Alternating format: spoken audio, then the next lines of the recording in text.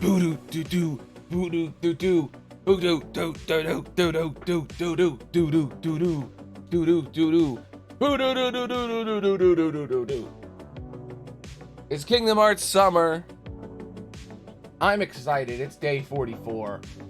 Everything works. Everything's good. It's time to play a video game. Specifically, Kingdom Hearts 3D. Let's go. Yes. Listen to that audio.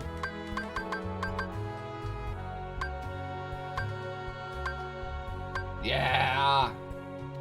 It works.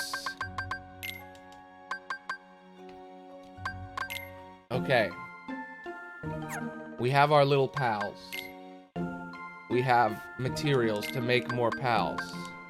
We must create Askar Glow. The only way to do that is to get fleeting figments.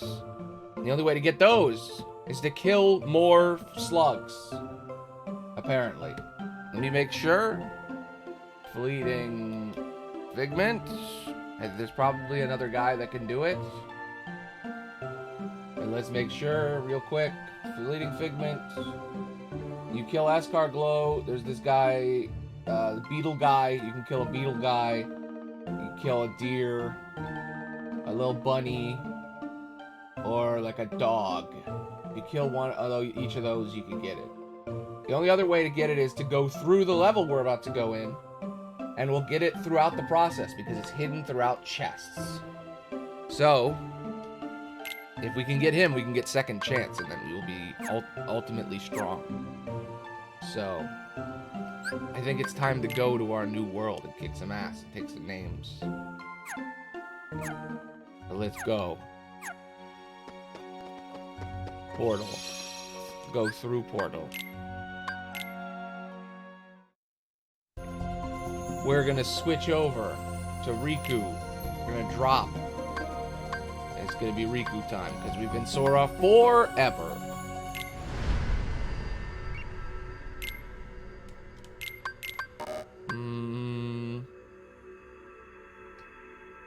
Yes. Riku time. Activate.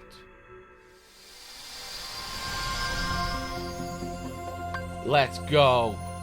We're going to the grid, baby. It's hacker time.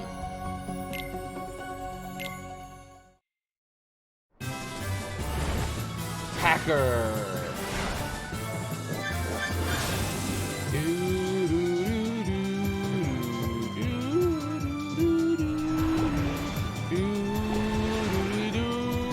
We're going to Tron, the remake of Tron.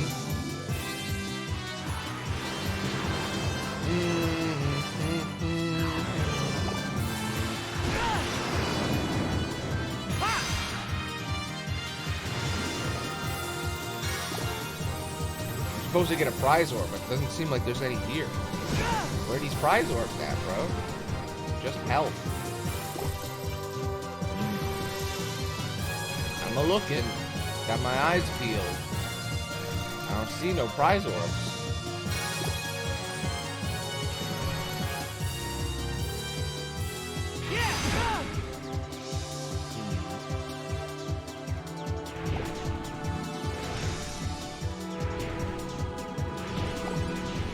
Go faster, Riku. We're running out of time here.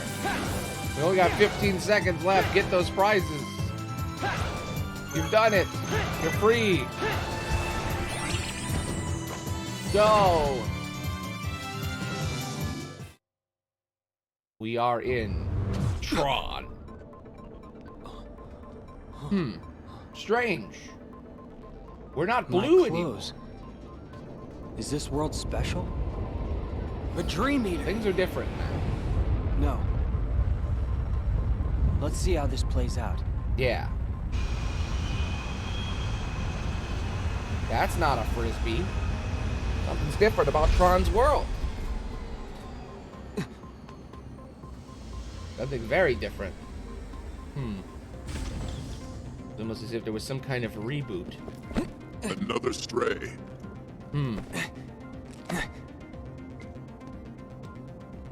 It's almost as if this is like mid 2000s instead of the like 80s.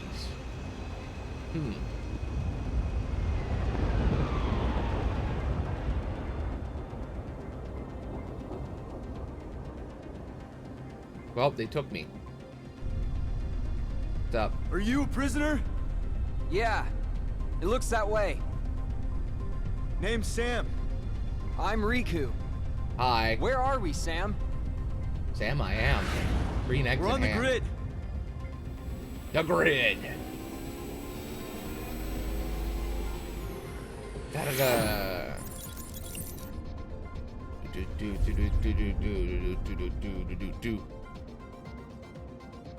Ba-ba-da-da-da. Do-do-do-do-do. You're in luck. Only a precious Jeff few Bridges, are but granted young. Lightcycle battle privileges.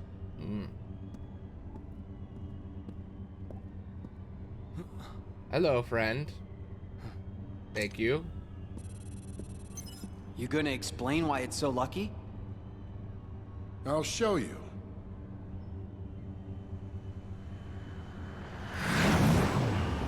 Sick motorcycle How races? hard can it be? Yeah. And then it just doesn't work. It just falls on his ass. Wham! Hell yeah. Dude, I don't give a shit what anybody says. The Tron remake is fucking awesome. Did you ever see the TV show? Oh my god. It's so good.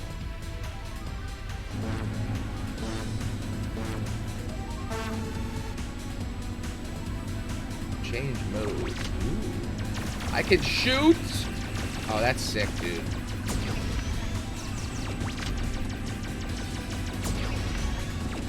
Oh, this is way better than it was in the other game. I still wish I could, like, hit him.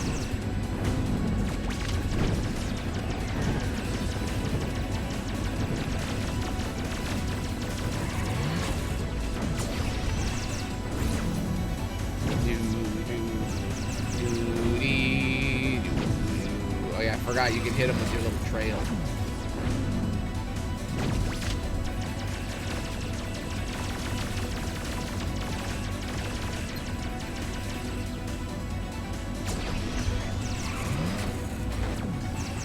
Taste my blue trail of death.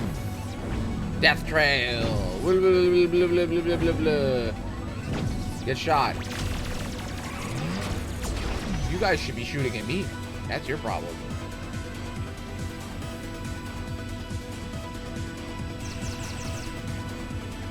Ooh. Shoot the flying guy. Explode. Dead.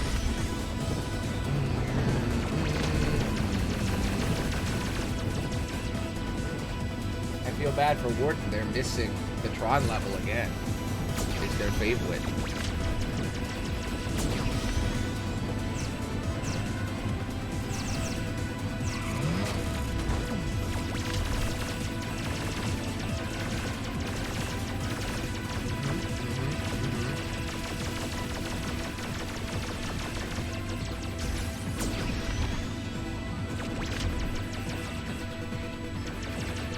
Is this ever gonna end or what? Like, goddamn, there we go. Oh, that's a big bee. Bees are bad.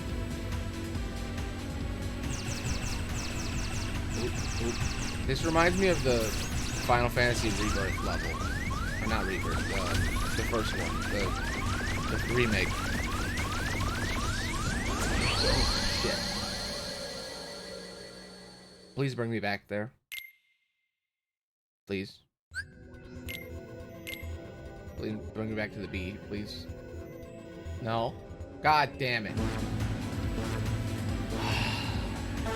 Alright, if I kill them all quickly, maybe it'll end faster.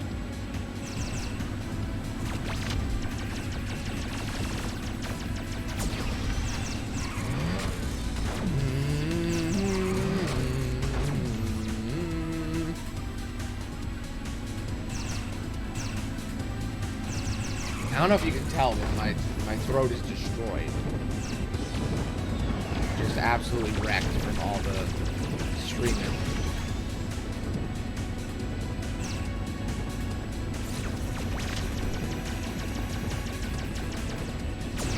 I think you can see if you like watch all the intros of every single stream, you can see me slowly just lose all strength in my voice. Every single stream, it's like slightly less, and now we're at like day 40, and it's like.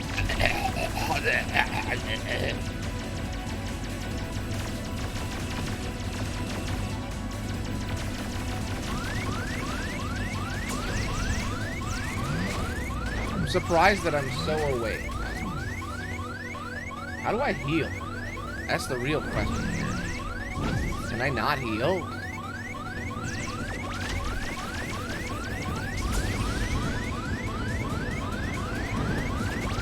I missed the old one. The old one was better. I was wrong. The old one was better. This is a nightmare. Oh, God. Okay, yeah, I can press X to switch between my ribbon, but, like, how to heal?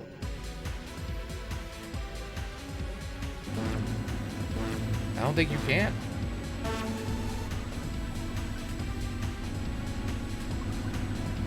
I don't know how it happened. I slept like 3 hours, and I woke up and I felt fine, like totally awake, and I had like a giant, super complicated idea, and I wrote it down for like an hour straight, and I just could not go back to sleep. I had such a crazy idea for a video game.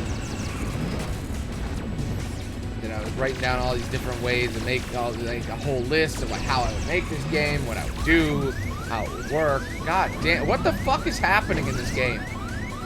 Why do I take so much damage so quickly and you can't heal?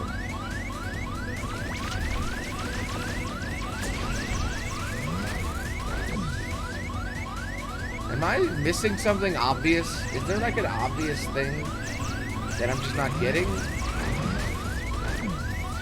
Am I just do low level for this? Like, what's the deal here? God, that's so annoying. The beeping. The endless beeping. I get it. Background music, engage.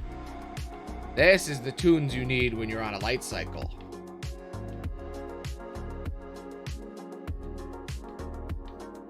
Do. Fuck.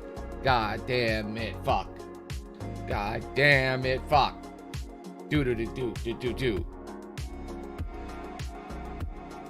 Use the ribbons and projectiles to beat your opponents. Press X to switch between the ribbon and the projectile. Press A to shoot. I know, but how do I heal? I don't know, man. I don't know. But I wrote down a whole idea for a game for like 3 hours, and I couldn't sleep. And then the second I fell asleep, it was the deepest sleep I've ever had. And then I woke up to the sound of thunder. Just a bunch of thunder outside. It woke me up, like the gods themselves were like, yo, you're not allowed to sleep. Sorry. But I feel fine. It's so weird. Sleep doesn't make any sense. Sometimes you can sleep 10 hours, you feel like shit. Sometimes you sleep 15, you feel like brand new. Sometimes you sleep 15, you feel like you're gonna die. It doesn't make any sense. Inconsistent. I know it's because it's all about REM and it's about the type of sleep and whether or not you got sleep apnea or some shit.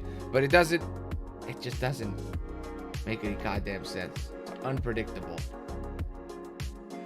I've had days where I slept 3 hours and then instantly I feel like I slept 50. Or days where I slept 50 and I feel like I didn't sleep at all. Doesn't make any goddamn sense. Don't make no sense. I'm still dying. I want to listen to the game, but it's just gonna be... And nobody wants to hear that. God damn motherfucker. How do you fucking play this? How do you win this? Jesus Christ, listen to this. How do you fucking what?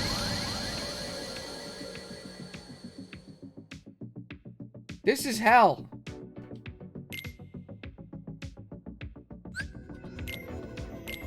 This is what hell is like.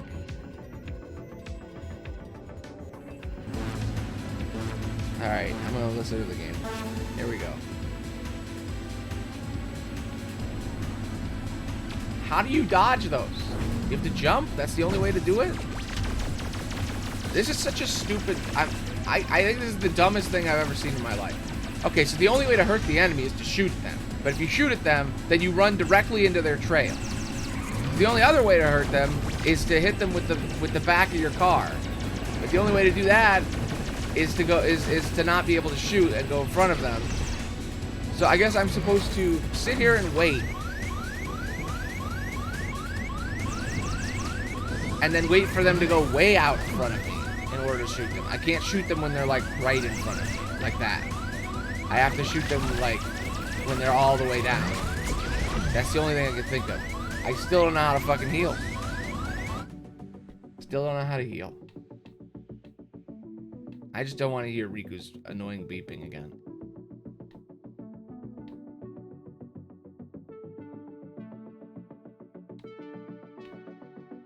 Okay, I'm getting it. I'm understanding how you're supposed to play it. You're supposed to wait. You're supposed to have patience.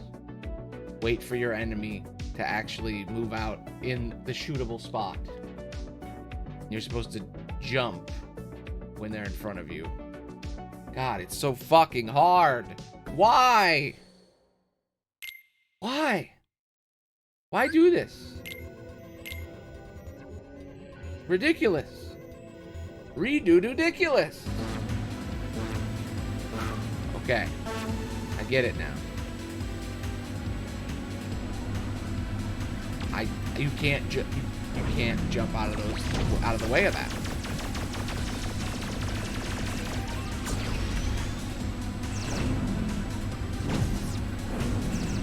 I don't even think I'm supposed to kill them. I think I'm just supposed to survive.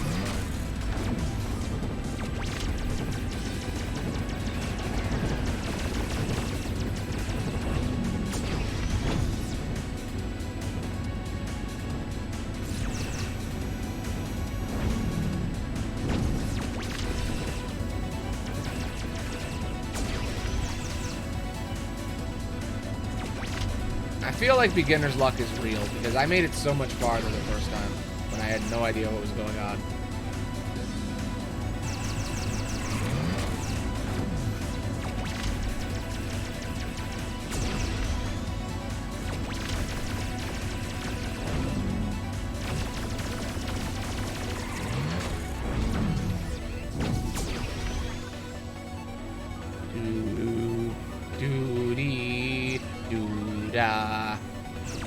Like, it'd be one thing if I could go, like, forward and backward. Or, like, I could block. Or I could heal. Can't do any of that.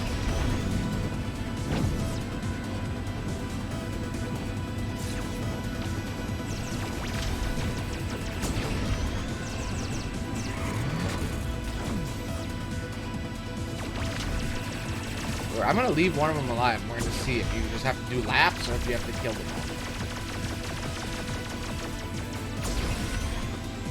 You get to live. We're gonna see.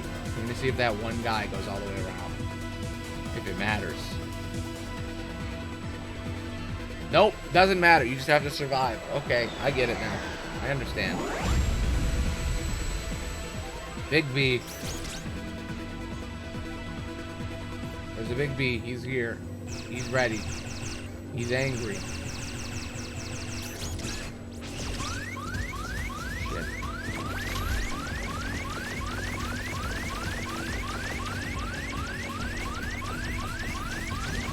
Fuck me. God damn you, you prick.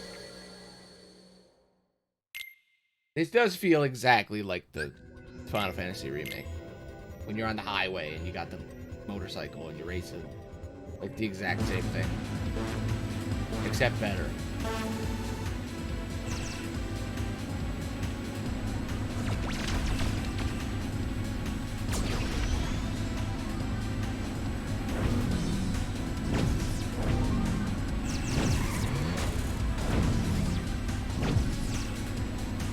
I'm the greatest racer in the cosmos. You don't know? You didn't know? I'm the best who's ever been. You can't outrun me. You can't beat me. I know. I know the things. I know the stuff. I'm an epic racer. I know. I know stuff. I know things. You don't know nothing. You're dead. You exploded. You know how to be a pile of ash.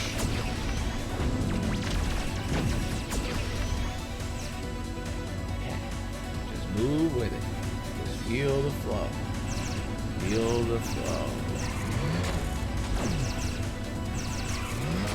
I want to kill an Escar glow. I want to find a chest with pigments in it so I can make me a little guy and train that little guy to teach me the power of not dying when people hit me. And then I want to find another little guy, a T-Rex, a giant big guy, and I want to have him teach me how to never die from being hit either. And when I do both, then I will be the ultimate power in the universe. It's that simple.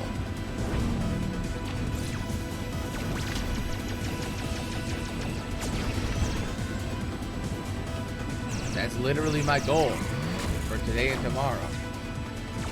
I will have enough power to beat the damn game when it comes.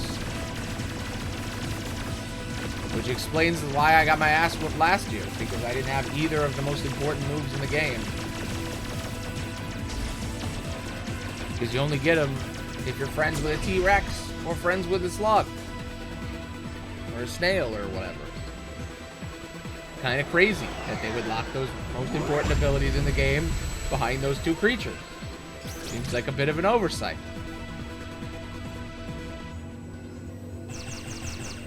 But I guess they do that so that people on Critical can figure shit out. Like I did. These super cool gamers who figured things out. I don't know how you do that without the internet, but it must be possible.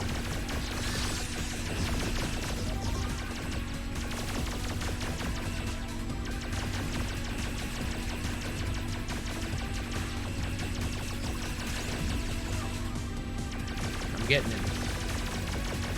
Sooner or later, you will die, big praying mantis bee creature. You hit me. I'm gonna die now. Shit. Fuck me, motherfucking son of... Why isn't there a checkpoint? Just add a checkpoint. It's not hard. It's not hard to add a checkpoint, game. It's incredibly easy to add a checkpoint. You added one at the beginning of the level. Just do it again. But when you kill the guys and you fight the bee. This isn't a Dark Souls run up to the boss. This is a fucking annoying waste of time. Let me fight the goddamn man. But you know what? Maybe this is a good thing. Maybe this gives everybody a chance to show up to the stream. They won't miss any fun bits because it's just me getting my ass whooped over and over again. We should talk about something. I should talk about a thing that's interesting. I could talk about current events, but I feel like last time it stressed a lot of people out. It was told to me on stream, the thing that happened yesterday. But I learned more about that thing that I find somewhat humorous. But I don't know. It seems like people don't want to hear politics on streams. At least not negative stuff. Is it politics to talk about a person getting shot? Is that politics?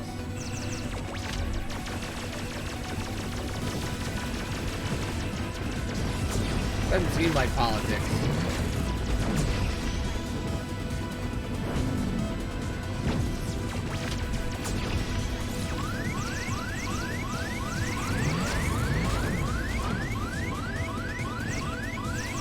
What else can I talk about? I don't know. I'm dying horribly. Background music, please. Don't make me listen to the beeps. Don't do it. How is there not a way to heal? What the fuck? What a horrible oversight. You know what I'm going to talk about? I'm talking about the cool game I designed. I don't know if you know, but I'm a bit of a game designer. I design games sometimes. I design all these games. They're pretty cool. They're pretty cool games. Because I'm a pretty cool guy, you know? I'm a cool guy. I make games for fun. I'm not very good at it.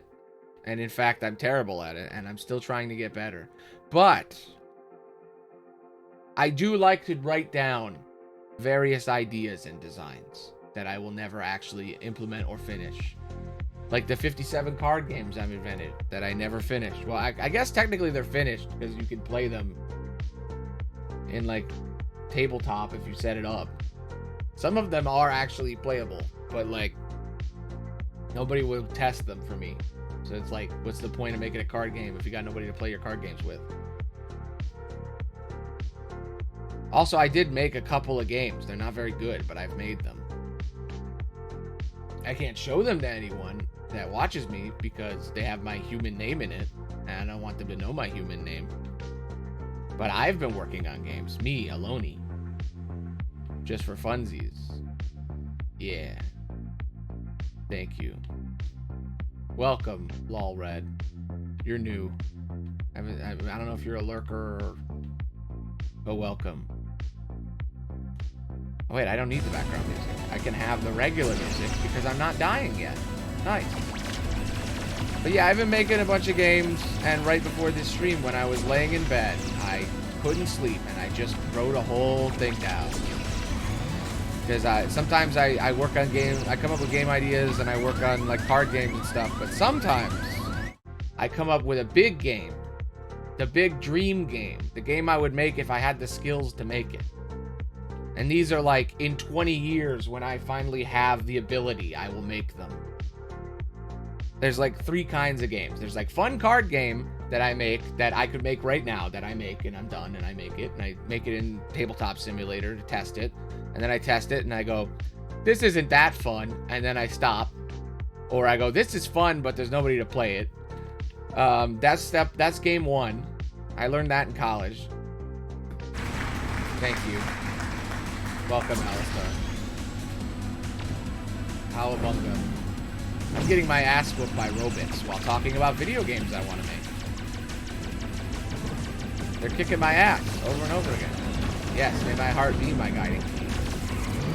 They really tried to force that as like a thing people say. You know what? I'm going along with it. May your heart be your guiding key. And also with you? Like, what's the and also with you of may your heart be your guiding key? And may your key guide you, friend. There you go. That's the nerdiest one I can come up with. So they say, you know, yeah. They go up to you and they say, may your heart be your guiding key. And then you go, you look at them and you say, and may your key guide you. Yeah. I am dying. I don't want to hear the beeps. Because you can't heal. You can't heal in this level. But anyway, so yeah. So sometimes I like to make fun little card games. I've made a lot of them. Yeah. I changed the music over in this because it's so annoying. So I make fun little card games. I've made many. In college, in my game design classes, they taught me how to make games and stuff. And they were like, before you make a real game, my teacher just said the best thing ever, which is, if you want to make games, I want you to make me a card game right now. And then everybody in the class was like, what? We want to make video games. And then he's like, yeah, but you need to know how to make a game. Like a game. Make a game first. Thank you. Did you watch all the cringy ones? Yeah, The Truth About is very good. Yes, that's the one you're watching. You should watch all the cringy stuff. That's on the link tree. That's like season 1, season 2, season 3. That's the cringe stuff that isn't Kingdom Hearts. My cringe series, as it's called. Or like any of my podcasts. You really want to cringe hard. But yeah, the new stuff is good. All the Kingdom Hearts stuff is good. Most of it, anyway. The early stuff is kind of meh, but yeah. I think it's pretty good. That's good. Yeah, they're kind of designed that you could watch any amount of them. Like, you don't have to watch them in order or anything, but you can. They do have, like, an order to them and, like, themes I go through every time. But, there's, like, how do I describe it? Yeah, you can watch them in any order, but they do have an order that they were made in. But another fun thing about them is that they're designed to be recommended. So even if you don't click on them to like choose to watch them, they'll be sent to you over and over again. And you'll just see a new one and you'll be like, ooh, nice. And then you'll click it. And that's part of the fun.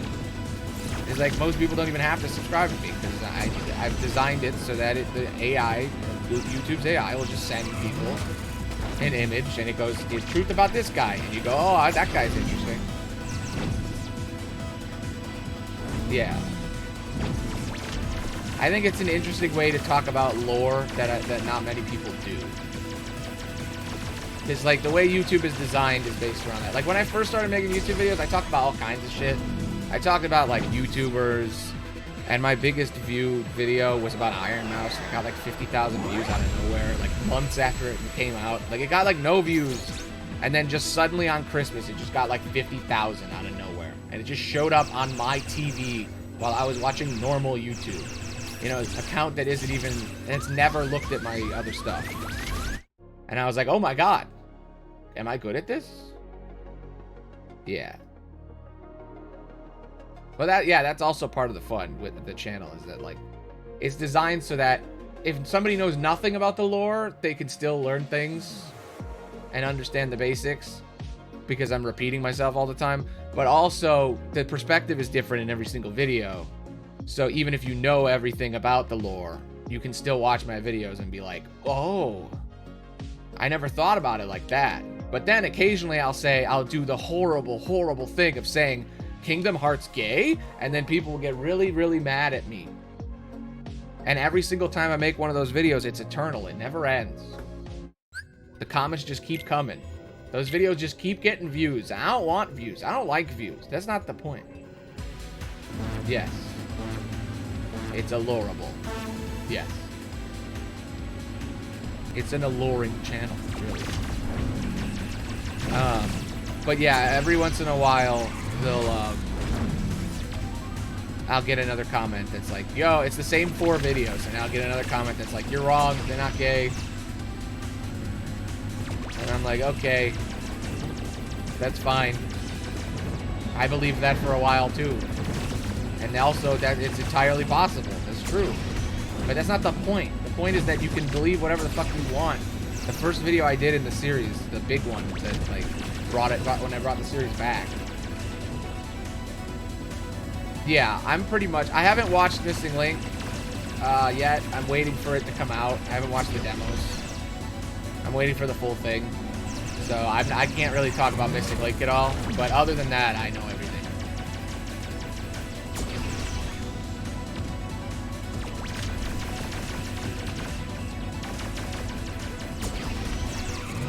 But yeah, I talked about a bunch of different things before Kingdom Hearts that were like Iron Mouse, the best friendship on the internet, Iron Mouse and Sea-Dog VA. Or like I talked about Mim Cubis, and I made a video that's like the most cringy video ever, and they commented on it.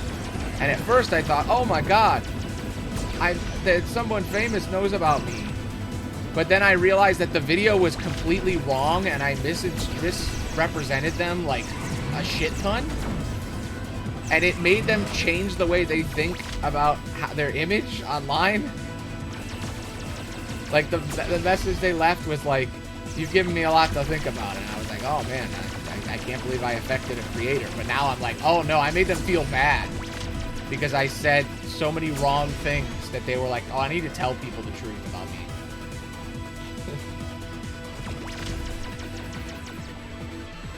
Oh yeah, the Lucio and Brain talk. Brain is the most complicated. Brain is a fascinating character. You know, since I'm trapped in this forever, we can really talk about stuff. But yeah, I love Brain. I think Brain, there's this whole thing about, so Lucio can take over people's bodies, right?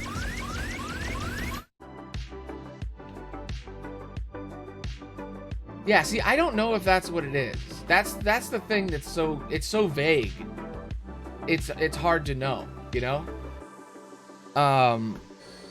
That is an interesting way of looking at it. I never really thought about that. Like, I never thought about the idea that he's forcing Brain's heart into the future as he takes over his body. I never really thought about it like that. I'm thinking about watching all the cutscenes before we play 3 because I'm going to watch the movie. So I thought, hey, you know what? After we watch the movie, we might as well just sit down a different day and watch all the Union Cross and Dark Road cutscenes because they're like 3 hours each. I know a really good video of watching them, and I haven't watched them in a long time. So it'd be interesting to watch them and like react rather than just watch them on my own. So I might do that like before we start 3 when we finally get there in like a week or 2. So I'm probably gonna have a lot to say when we get there. But Brain is the most fascinating mystery right now, I think. Like the most we can solve it mystery in Kingdom Hearts right now. Because like Kingdom Hearts has a lot of mysteries that we know nothing about, that are all in our heads, and there's no way of knowing anything. Like Luxor and Demyx, it's like we don't know anything. We're never gonna know shit. We don't have all the pieces. But Brain, we have all the pieces. That's the crazy thing about Brain. He's the only character where it's like, oh, we know all of it. You just have to interpret it different ways. So like, I love him as a character.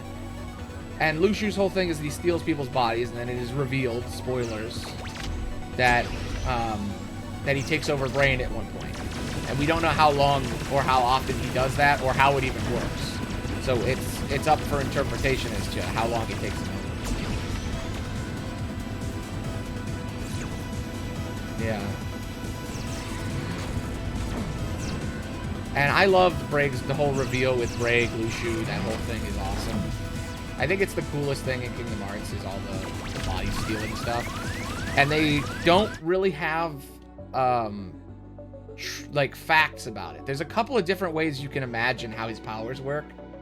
I like to think he just kills them and takes their body. But some people think when Lushu takes over someone's body, he merges with them and they become one. Like it's like a choice. Another one is like he's like a parasite, like Ansem, and he possesses them and they're still conscious, but they have to watch as everything happens. But I never heard that other one you just said, which is that they send their heart in, they push their heart out of their body, and their heart can go to other places and just exist. That's interesting. That might actually explain things better. If when Brain gets his body stolen, he just appears in the future. I can't remember. How does he get to the future in Union Cross? Because everybody else goes into the pod. Does he go into the pod? Because he's the one that doesn't go in the pod, right? So then how does he end up at the end in the post-credit? I can't remember what happens specifically. It's been a while since I watched the scenes. We'll see it when we get there, but that's another reason why I want to watch them all again, because I only watched them once when I first understood them, and then I made a video about them, and then I moved on. So it's been a while since I like looked deeply at those cutscenes. I've only edited them like 4 times, and it's like 4.5 hours of stuff. So there's a lot you could find. That laser beam is really what's killing me. It halves my health. That's crazy. God damn it. But yeah, I don't know. This is fucking hard, dude. This is the hardest challenge I've ever had to face. You know what? It's a good thing, because it gives me a chance to just talk about stuff.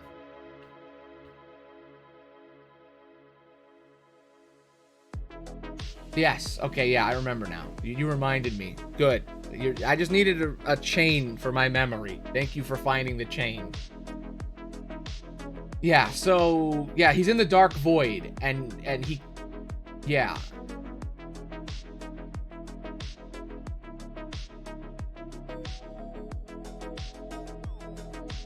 Yes. I'm also thinking about when he takes over the other guy, who I'm not going to say who it is because I don't want to spoil it, but there's someone in Dark Road that he takes over, and the reveal for that is fucking awesome.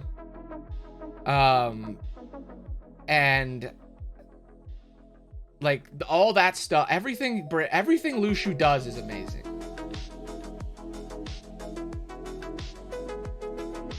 Yeah. Well, that's the thing about Lushu that's so up for interpretation, is like, when does Brain take people over? How does he take people over? And when does he do it? Personally, I've always liked the idea that he kills you. Yes. Yes, I think he is. Well, the thing is that there is no traitor. That's the thing. Like, it's him, kind of, but it's also that there isn't one. Like, the traitor is Ventus. They're not even, like, the thing about the foreteller prophecy thing is that at least personally, the way I always interpreted it is that they say so there's the foretellers, and then they say to the foretellers that there's going to be 5 people that are going to save humanity, right? It is true, yeah. I guess he is the traitor. But I always liked the idea that it was that they tell them this prophecy about the future, right? And they talk about how there are 5 people, and these people are going to be in a group, and one of them is going to betray the others and be a traitor, right? And then later, after the foretellers fail and they blow up everything and they kill all the people and stuff, after their horrible crimes, 5 people get picked to restart humanity. You know, the chosen people, the kids in Kai, Brain and all them. And then one of them is a traitor. So I always imagined that the prophecy was about them. And then the master gave the pages to the foretellers and tricked them into thinking it was about them, but it wasn't about them. It was about the others. And then they, self-fulfilling prophecy, made their own traitor. But yeah. There was not a traitor, but in doing everything led to a traitor. Luxu knows, yeah. So basically, there wasn't a traitor. There's 2 stories with traitors. That's the thing. There's one that's got an imposter, and there's one that has a traitor. That's the thing about the traitor thing. The first story is about Luxu and the foretellers. They say one of us is the traitor, and then they each get they each get a book, but it's missing certain parts for each of them. Luxu gets the whole book, and everybody else just gets partial pieces, and it's slightly off. Like, it's basically the same book, but there's like slight differences, and it's to screw them over and get them all to go against each other, so that they'll all kill each other, so they'll get all the unions to kill each other, so that the war can happen. And that's like the plan. So that each of them could be corrupted by different pieces of darkness. And it can basically cause the events of the next few games. But I do think there is kind of a prophecy in the fact that there's the whole one of the kids is bad, you know? Yes, he wanted to know if he could change the future, so he did all of that. But I do think it's kind of ironic that he's testing a theory of one person pretending to be, like, one imposter among a group of, like, one traitor amongst a group of 5, and it's him trying to experiment with time and stuff. But I do think it's funny that immediately afterward, the exact same thing happens again, but with the kids he had Ava pick. Part of me kind of wonders if he got the idea from them. Like, he looked into the future, saw the whole Ventus and all the group and Marluxia and Strelitzia and all that, and then he was like, ooh, what if I try that on the foretellers and see if I can change time? And then it didn't work. And then he was like, okay, I guess you can't change anything.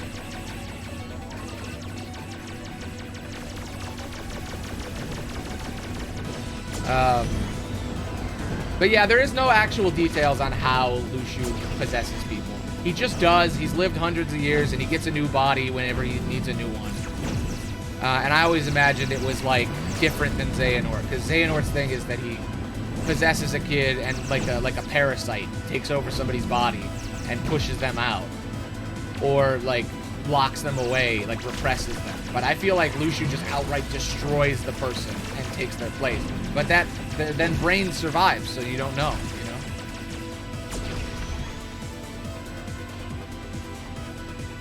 Yeah, Sora actually used time travel, like, to change the world. He used a different kind. That's kind of... yeah. The whole thing is that you can't change the future, but then Sora finds a way to do it. Kingdom Hearts is fucking complicated. There's so much lore. There's so much stuff. That's why I made 60 videos about it, because there's so much to say. There's so much to talk about. I will say, though, I feel like there does need to be some videos about each of those things. There's a lot of Union Cross stuff that I kind of brushed over. My plan right now... God damn it. My plan right now... What is happening with the music? Do you hear this? It's like water sounds. There it is.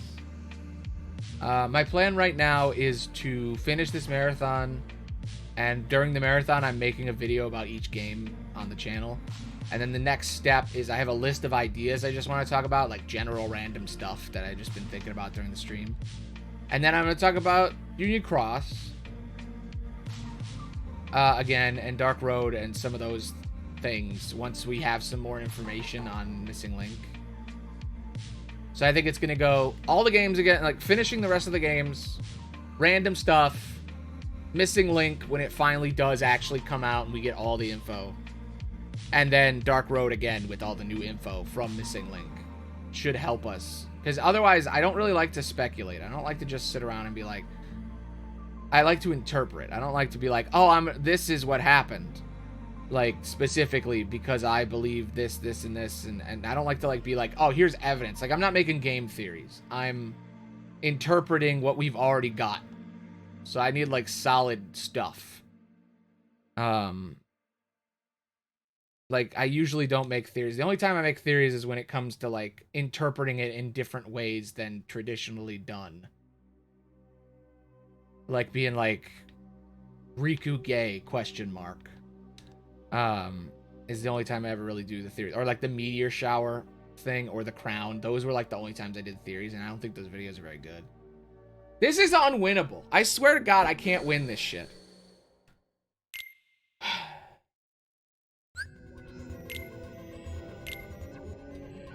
Anyway, yeah, so that... yeah. Yeah, exactly. I think it's a little bit of column A, a little bit of column B. I think he gives us a lot of stuff ahead of time. I think he plans ahead way more than people think. I think he does... I don't know if he changes people, but I don't think he changes things. But I think he leaves things open for him to change later. And yeah, that's kind of the fun of Kingdom Hearts. Is that you can kind of just jump in and you can go as deep as you want. That's the thing I love about... It's not like FNAF, where it's like, okay, you can play the game, but then you don't know what the hell's going on unless you understand everything. With Kingdom Hearts, it's like, no, you can understand each piece, and it's fine. There's deeper things, but yeah. Yeah, exactly. I think I said that in my latest video. It's like, when we were older, we would understand. And now we do, or whatever. But that's the thing I love about Kingdom Hearts, is that the surface level is like this wacky, ridiculous Disney thing. I'm never gonna beat this. God damn it. How long have I been doing this? But then like you can keep going deeper and deeper and deeper, and there's just more and more. It's just, you just keep finding more. There's more every step of the way. You could be as crazy as you want to be about it. And like, I didn't start off wanting to make Kingdom Hearts my entire channel and vibe, but it just kind of fits. And also it's way easier than doing all the random topics, because if you do different stuff, you don't know if people are going to watch that. You don't know, like if I talk about Markiplier and then the next week I talk about Jade Animations, and then the next week I talk about a TV show or a movie I love. Like, it's not consistent, so people aren't going to watch it all. Only like 2 or 3 people each time are going to watch that. But if you talk about the same thing, people know what they're getting, you know? Yeah, that's the thing, right? I've been working on, I think, my final Kingdom Hearts theory when I eventually get to it in like a few years or whatever. However long it takes before I completely run out of ideas. There's one theory I've been trying to figure out this entire time, which is trying to unravel how much Nomura plans ahead of time. That's my ultimate mystery that I will never truly solve. Every time I play these games, every time I talk about these games, it just gives me more evidence in each column. And I don't know how much he planned. I mean, the freaking pods are in the beginning of the first game. Like, they're in the first game. The legend that the grandmother tells is the same story that ends up in Union Cross later. And it's just like, how much did he fucking plan ahead of time? And how much did he just, like, he planned open ideas and then added to? But also the thing is each version of Kingdom Hearts has different information in it. Because when he makes a final mix, he adds shit. So it's like you don't know how much stuff he added and how much stuff was actually in the original. Yeah. It's just so masterfully done. I feel like Kingdom Hearts is what Five Nights at Freddy's tries to do, but it actually does it right. Where it's like, oh, I'm going to set up all these different options and then I'm going to pick one. Yeah. Oh, yeah, definitely. I think when he made the first game, he had a very different story. I think the big chunks you could talk about when it comes to, like, writing of Kingdom Hearts is, like, the first game was written in a vacuum. It was like, okay, I'm probably only be able to make one of these. And it was like a self-contained story where there's only one Keyblade. You know, there's one Keyblade, and it's the Keyblade, and there's the Heartless, and that's it, and there's Ansem, and there's the pod, and there's all this lore about Ansem, and that he might not even be the guy. Like, I think he knew that his name wasn't really Ansem, and that he killed some other guy named Ansem. Like, I think that was in the original game, 100%. I think that was the original plan. But then, when 2 came out, he had 3 games he made at the same time, so he was able to write so much lore. And he made the entire organization and made a whole game just about the people in the organization. He made an entire game just about Sora losing his memories so that they could set up the next game. And then he made 2, and it's like a perfect game with like fascinating characters and lore that like very vague and confusing in the beginning, that has like a lot of depth to move around, and has a lot of like metaphorical shit in all the Disney levels. Like, it's like perfect, and the game design of it and like the gameplay perspective of it is incredible. And then I think he was like, all right, I'm gonna play in Birth by Sleep, I'm gonna play in Dream Drop, and I'm gonna play in the ending here. And I think Birth by Sleep is like, okay, let's add some lore to set up sort of the rest of, like, fill out the background. And Coded was that too. It's like, let's set up the background, figure out more about this universe that I can use for the finale. And then I think Dream Drop, 0.2, and 3 are all the same writing. So I think he did like 4 different writing sessions, basically. Yeah, that's the thing, right? When it comes to like characters, it's like he'll take a character. I think he loves every single character. Like, he designed every single member of the organization with like incredible depth. Because the thing about Kingdom Hearts that people don't understand is a lot of people don't play Days. And I've still never played Days. But I've seen that in Days, you can play as all the members of the organization. He's thought about them so deeply that they all have their own movesets. They all have their own, like, everything. Like, they're so deeply designed. It's crazy. But their backstories are so vague that he could just add shit to them. Yeah, see, I still haven't played it. I gotta play it. I've only ever watched the movies multiple times. That's gonna be a stream in the future, down the line. I'm gonna play Days all the way through and Coded. I never played Coded either. Yeah, it's very good for like character backstories, and like the reason I haven't played it is, one, I'm waiting for a remake. I know it's not gonna happen, but I'm holding out for a fan-made remake that someone working on. They just put out an announcement video that they're working on more stuff.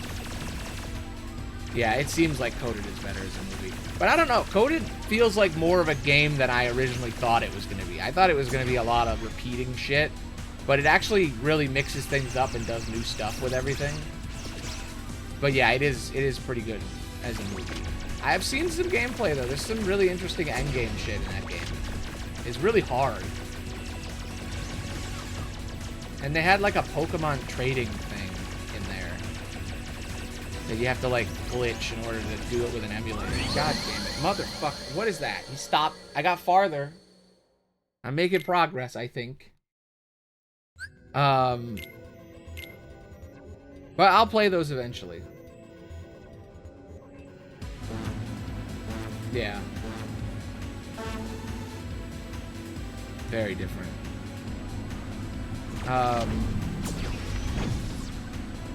But those are the only ones I haven't played, is those 2 and then Missing Link. And I never played the original Union Cross, which you can't play anymore, which sucks. Because the original Union Cross is a completely different game with completely different gameplay that probably had a shit ton of lore in it that's gone. and now you can't play it, and they remade all the cutscenes for Kai so that you can still learn all that stuff, which I did. But it's just like, you know, like 10-20 minutes of cutscenes. It's like, it was a whole game though. And I never played it because I was like, mobile games. I don't want to play a mobile game. I'm a real gamer. And I'm like, God damn it. Why didn't you just play the goddamn thing?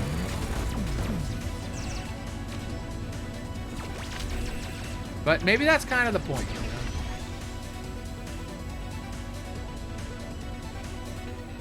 My love for Kingdom Hearts kind of shifted over time. When I was a kid, I played it a ton.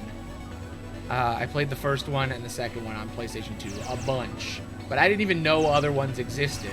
And I was a dumb kid and didn't know any of the lore. But I was enamored by it because I straight up made my own Keyblade out of wood and would run around being like, I'm Sora! Like, I'm that kid. Like, I fucking loved Kingdom Hearts. But I didn't know anything about anything. And then when I was like a teenager, I bought all the games I missed on 3DS. I bought a 3DS just so I could play Dream Drop and buy all the Kingdom Hearts games. And then I did, and I had a PSP already because I played Birth by Sleep. So it's basically like, I played 1 and 2, and then Birth by Sleep blew my mind. Because I was basically, I remember when I found out about it. I was in a Walmart, and I was like 14 or something. And I just looked, and I saw another Kingdom Hearts game just sitting there. And it was on PSP, and I loved my PSP, and I was like, oh my god. Oh my god. It's happening. There's another game. And then I played it so hard. I played the whole goddamn thing like 15 times, and I was like, this is the greatest game I've ever played in my life. And then immediately afterward, I'm like, alright, I'm buying all of them. I bought all the games on Game Boy, on 3DS, all the ones that I missed. And I just jumped in, and then in college, I bought 1.5 when it came out on PS3. It was the last physical game I bought was that game. And then 3 came out, and I had such different feelings about 3. I had so many mixed feelings. I took a week off of school to play it, and I was kind of disappointed a little bit. Like, I had a good time, but it wasn't what I thought was going to happen. And then later, when I played the DLC on stream, I fell in love with it again. And now I love it, and I think it's really good. I think it's maybe one of the better ones. I think I just wasn't ready. Yeah, 3 had problems, and also, I think when it first released, it was really bad. And I think it was too easy or too hard. And there was no middle ground. Like, hard mode was too easy. Like, Proud should have been harder. And Critical didn't even exist. And I think that I liked it a lot. I was very hyped. And I had a blast playing it. And I kept thinking the whole time, are they actually going to make it gay by the end? Like, when I played Dream Drop, it gave me hope that, like, oh, it might actually be a thing. It might actually be gay. It might actually happen. They might actually do it. And then when 3 came out, I'm like, oh my god, they're doing it. And they did the whole gay blade scene, and I was like, are they actually doing it? Are they actually making this gay? Like, there's no fucking way that they would do that. There's no way. Like, that's just what we all thought is, you know, those were just fan theories on the internet people had. There's no way. And then they didn't do it. They blatantly were like, oh no, Kairi, we love Kairi. And you're like, okay. I guess it was all in my head, and I made a video about it, and that's why I have a channel now. But yeah, the whole thing about the game engine and the Disney stuff. Basically, they had to remake the entire game in Unreal because their engine was very old. And Disney gave them the 3D models from the actual movies to work with, which sounds good, but the problem is that Disney doesn't know how to animate video games. So all the game animators had to learn how Disney rigs work. So they had to learn how to animate again, the Disney way, in order to use the models from the movies. So then they had to re-rig all of their models to match. So it got all weird, and then yeah, the Frozen level got fucked. I remember Game Theory even made a video about it because it was such a big deal. the Frozen level. And yeah, the Frozen stuff was such bullshit. The original plan for Frozen was fucking awesome. And it's bullshit that they didn't do it. And what pisses me off is that the second Frozen movie takes some of those ideas a little bit, but not fully. And it's like, so not only did you tell them they couldn't do the idea, but then you took that idea and tried to use it in your next movie, but not as good.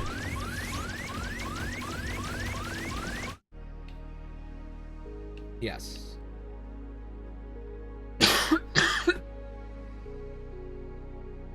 But yeah, the original idea, I remember some of it. It was like, I mean, Disney does that all the time. They ruin Star Wars that way. Like, the fucking, I will never forgive them for Rise of Skywalker. I'm gonna say it. I'll never forgive what happened to Rise of Skywalker. Because I've read the Duel of the Fates scripts, and I am infuriated that they wrote a perfect Star Wars movie that would have made everyone happy. That would have gotten all the people who hated Last Jedi back on. It would have saved. It would have fixed everything. It was perfect. It was a perfect fucking movie. And then Disney was like, it's a little too dark. It's a little too dark. A lightsaber guillotine. That's just too much. The Stormtrooper character who broke free of his enslavement, leading a rebellion of all the Stormtroopers against their captors. Nah, let's not do that. Let's just give him a lightsaber and make him sit in the corner. Like, fuck you, Disney. They're like, China doesn't like Finn. We can't put Finn on the poster in China, so we're not going to have an arc about Finn. What are you talking about? To have the black character actually fight slavery? We can't do that. Shh, we're Disney. We don't do that. Fuck Disney sometimes, man. They do that shit all the time, like with Luca. Where everybody who made Luca had to pretend that it wasn't like, oh, we're making a friggin' gay rights movie and releasing it in June. But we have to pretend it's not gay all the time, because if we say anything, Disney will just fucking delete the entire movie. And it's like, Jesus Christ, Disney. How can you simultaneously be the gayest company and the most gay-hating? It's insane. Yeah, I still love Star Wars. I like The Acolyte. I'm having a blast. But fucking Rise of Skywalker, I got feelings. I re-edited the entire movie. I don't know if anybody knows. It's such a rare video on my channel. I re-edited the entire movie and tried to fix it. That's how much it hurt me. I think I did okay, but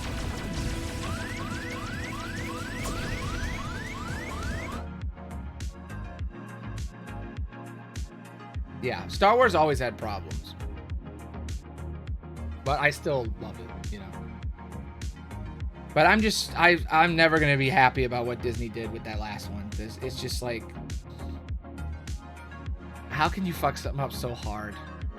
Like, I understand people hating it, like half the people hating Star Wars. I get that. But like, to piss off everyone at the same time, like that's a miracle. That's magically terrible. That's a mistake so horrible that I'm proud of you for how bad you fucked it up.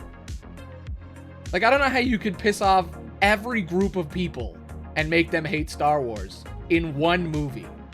Like, Last Jedi pissed off half the people. All the people who don't like change. All the conservative Star Wars fans were like, this is not with my Star Wars tradition. So they hated it. But then to still fuck it up at the end is insane to me. Like, it's just like, oh my God, to just throw away a perfect script I just can't believe it. I just can't believe it. And also, to not have a full plan going into it, like, how stupid can you be? You paid $1 billion for Star Wars, and you can't wait and write 3 movies? You wrote 15 Avengers movies, perfectly planned out and organized, but you can't plan 3 fucking Star Wars movies? Like, Jesus Christ. Yeah, exactly. That's what Last Jedi was about. It was like, yo, let's stop talking about Skywalkers and shit. Let's talk about whatever the fuck we want. Fuck the past. Let's do some new shit. And they did some cool shit with Luke, and I cried watching The Last Jedi. I did. I've watched Clone Wars. I'm rewatching it right now. There's a torrent version of Clone Wars that's been reorganized. into movies that is so good. I've been watching it for a while. If you ever want to rewatch Clone Wars and you're one of the people, if you're a pirate like me and you steal media like a fucking gremlin, there's a fan-made re-edit of Clone Wars that edits it as movies, and it's fucking amazing. They took all the episode arcs and they combined them into individual movies, so it's like 48 Star Wars movies in a row. Yeah, I'm watching it right now. Well, I was watching it before the marathon. I'm gonna finish it when the marathon's done. I haven't finished it. I only got like 3 episodes in. I started it right before I had to do the marathon, and I'm like, I don't have time to watch 48 Star Wars movies. But yeah, Tales of the Jedi is great. Bad Batch is great. Tales of the Sith was good. Acolyte's great. Like, Star Wars is still good. It's just there's a lot of fucking people that have moved on. I forgot what the full thing is called, but there's like a 3-hour name of the like the movie that's like the remake of 3, where they take 3 and they combine the movie with the Clone Wars episodes. I don't know what it's called. I can't remember. But I got it right before my marathon, and then I've been busy. I haven't been able to do it. Is this ever going to end? Am I ever going to be free of this nightmare? Like, Jesus Christ. This is such a difficulty spike.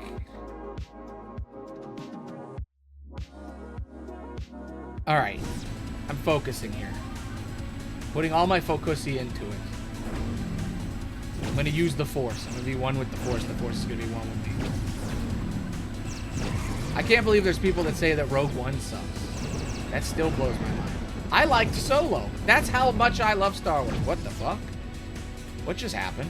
Did I just glitch the game? Whoa! I just broke the game. You can go backwards. That's crazy. If you jump at the right time, you go backwards. But I even liked Solo. I screamed in the theater when Darth Maul showed up. I was like, oh my god! It's Darth Maul! It's Darth Maul! I fucking love Star Wars. Is Outlaws out yet? I don't think Outlaws is out, right? I don't know, is it still happening? Because I can't remember. I wanted to stream it. I don't know if it's done yet. I know Hunters is out, but it's not. I never even really looked at the gameplay. That wasn't advertised at all. Outlaws looks good. Looks real good. I don't know if it's still happening because they cancel Star Wars games like it's going out of fucking style. Every time you see a cool Star Wars game, it's like, all right, 2 years later, that's going to be gone. 1313, remember that shit? That was so cool. They put out a trailer for this game called 1313, and it looked so fucking good. It was like this, like, it was like a third-person shooter Star Wars game, like a Gears of War Star Wars game in Coruscant, and it was going to be so cool. And then they revealed later that it was actually going to be a Boba Fett game, and they were just changing the character model so you didn't know. And it was going to be so fucking cool, and then they canceled it. And then they turned it in. George Lucas tried to make it a TV show before they got rid of him when he was still consulting, and then they still got rid of it. Yeah.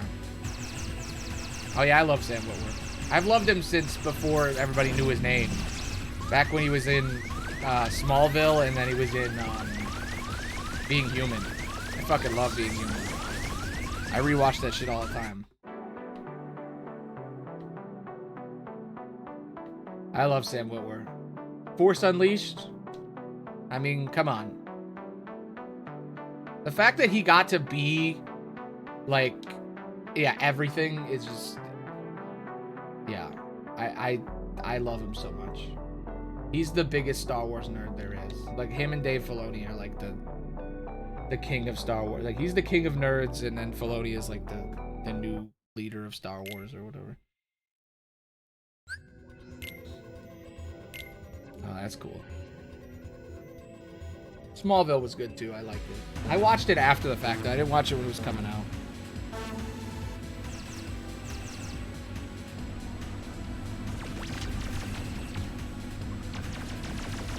I watched Smallville because my uncle had all the DVDs. And I just watched every single Smallville DVD.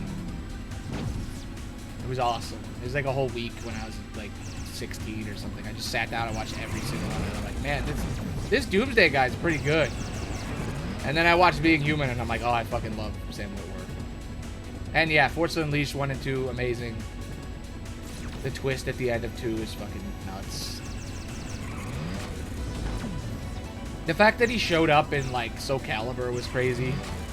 That he's just, like, a secret boss, and if you get the 360 version, it's Yoda, but if you get the PlayStation version, it's just Starkiller.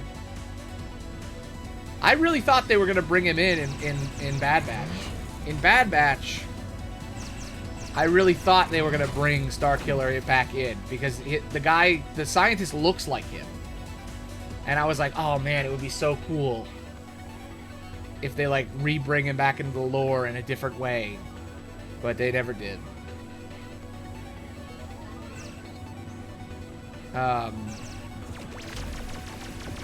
they use Starkiller for the name of the base, and it's because Starkiller's a reference to the original name Luke had. But it's like, Starkiller the character was fucking awesome. Also, Kreia is canon from Old Republic. I love that. She's straight up canon because she's in Rebels. You can hear her voice. She's in the holocron or whatever, so it's like, oh no, she's real. She's part of the lore. Which is great, because she's, like, fucking awesome. That's a game I wanted to stream too, because the Switch version came out, and I was playing the Switch version, and I was like, man, I could totally stream this. It'd be way better if I streamed it, because I've never been able to beat those games. It's another thing to add to the fucking list. There's too many games. Too many games. Can I fucking beat this guy? Like, Jesus Christ. Every time I get so close. Okay, here we go. Here we go. This is it. This is it. Don't get hit once and you'll win. Just don't get hit. Don't get hit and you'll win. Listen to the synthwave tunes and don't get hit. It's fine. It's chill. It's a chill time. We're having a chill time with chill vibes. We're talking about Star Wars. Talking about Kingdom Hearts lore. I know I was talking about making video games and I went on a tangent and never went back to it. I want to talk about that. But also, Star Wars. We haven't started talking about Doctor Who. So, you know, that's good. That's a good sign. I'm scared to shoot. I'm scared to shoot right now. I'm too close to him. It keeps killing. There we go. Damn it. God, it's so hard. Why? Why did they make it so hard? There's 3 reasons why this is impossible. Reason 1, no checkpoint when you get to the boss. Reason 2, the way the controls work are fucking stupid. The controls in this suck. They're way better in the last game. They're way better in 2, because in 2 you can just hit them, and it's really short, and it's not in the way, and it's fun, and it happens for a second, and then you're like, all right, cool, I don't have to do this anymore. I just want to get to the next part. I want to kill Escargot, man. I want to kill Escargot and make my own and get my move. Just let me do it already. I don't even have to kill these guys. I just gotta stay out of the way. But anyway, yeah, so back to the whole game thing. So I've made a lot of stupid games. And every once in a while, first I make a shitty card game. And I'll do that, and that's fun. And my teacher at school was like, hey, before you make a game, you should actually make a game. So everybody, here's our first project. Take a deck of cards. I want you to make a game with a deck of cards. And I made a game called Fuck You with a PH. And it's a game about screwing people over. And it's basically like Munchkin, but with a deck of regular cards. I have the rules somewhere. I only played it a couple of times. It was really fun. But it's this game where you just yell "fuck you" at the other person and make them throw their cards away, and there's all these rules, and it's great. My friend made a thing called Battle Cards, which was like a Magic type game, but with a deck of regular cards, where like each suit had different, like each of the royal character cards each had like different point values and stuff. It's cool. It's cool. If you want to make video games, get a deck of cards and try to make a game. Because I used to do shit like that when I was a kid all the time. Like I took like 2 chessboards and shoved them together and made like a super chess. I think I called it Kingdoms or something. Where it was just like, what if you played chess, but you had you had 3 chessboards. You had one in the middle. But I was like 10, so I didn't really get that specific. But yeah. Yeah. I came up with another one a while back that's called Fuck Deer. And it's just a autobiographical card game where it's about driving down the road and getting hit by running into deer. And how horrible it is. And it's just like I made rules. I don't remember them. They're in my notes somewhere. But it was like a whole thing. Just like where you're like, you have a certain amount of like damage your car can take and like money that you have. And the deer just keep running in front of your car every week. And it's like is it gonna happen at this time type game. Where it's like, oh, they're gonna get me this time, and then they don't, and you're fine. And you're like, oh, I did it. It's like ooh, is it gonna it's like a chance game. But I can't remember what the rules were. It was a very long time ago. I've made many stupid card games. But after I make stupid card games, the second type of game that's stupid that I make is I'm trying to learn how to make video games. So I make really garbage games. And I've made a couple of really bad, shitty programmed games because I'm really bad at programming. And right now, last time I was working on one it was called Last Arcade. And I ran into troubles and I was like, I should just start over and make a new game. And I have a new one I'm thinking about working on called Void Bakery. That I really want to work on. Because I want a 3D model again and it's been a while. But every once in a while, I work on the dream game, which is if I could make a game with no limitations, if I didn't have to have any skill, what game would I make? And we talk about those on stream. And the big one is whenever we played Soulsborne, I came up with Oilborne, which is like it's like an America parody thing. And we talked about it for like 10 streams. It was a whole thing. But I've come up with a new one today, right before this stream.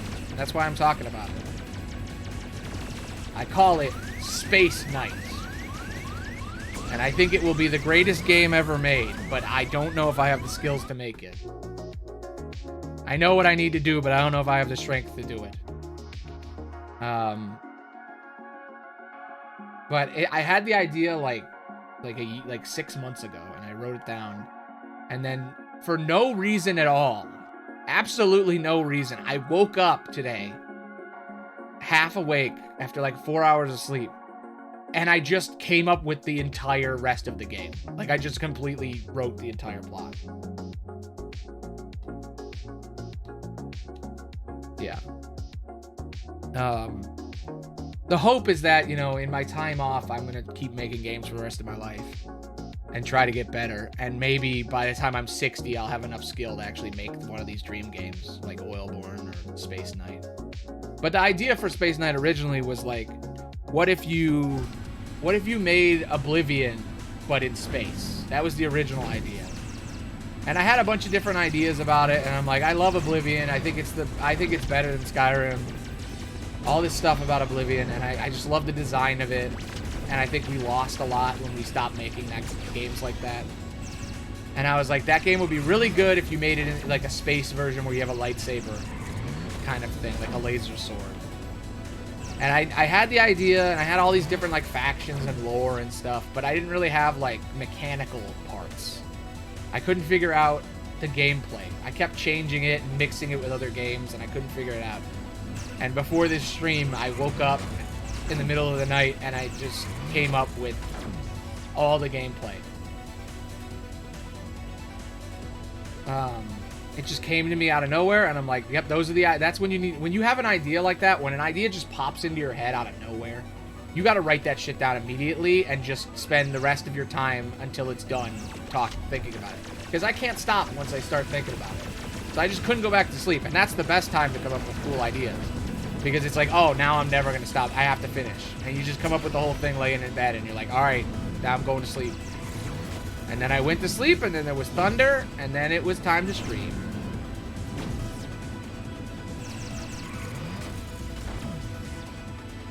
But it's basically...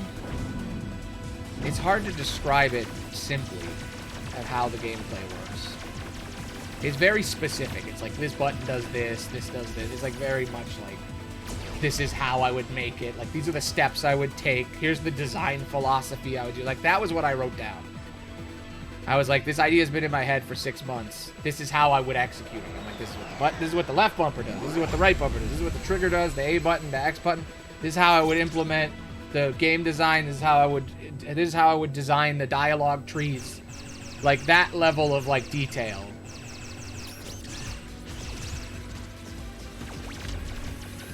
All because I had one single idea, like one single thought in the middle of the night, which was like,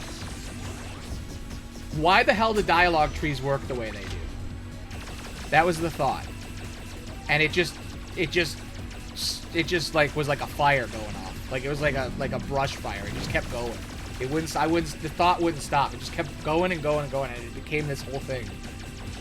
And it was just like, why does dialogue suck? Like, when you do dialogue in like a Bethesda, like an RPG, like a Skyrim, why does it suck? Because there's something about it that's not real. And I figured it out. I figured out the key to the dialogue in video games. They get caught up on the details of like, ooh, it's this character. Oh, he's a farmer, and he's sad. Ah, that's freaking. So my audio's fixed, but Blurp is still broken. Great. Ever since my Windows update thing came out, my sound alerts are broken. So I think maybe I can fix it. Oh, brother, oh! this guy stinks! It works! It fixed itself. It fixed itself. Oh my god. I don't know what's going on with my audio on OBS. It just stops working some days. And then like 2 days later, it just works. And I'm like, what?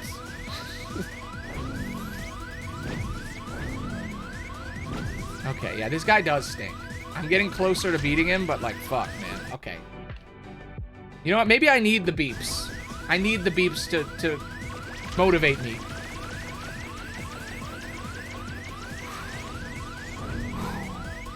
Don't fuck this up.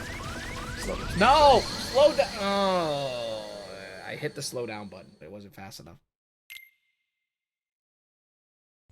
Sing a little song about this match. Okay. For some reason, that's the only alert that doesn't work right. When people do it, I always miss it. But alright, I'll sing a little song. Let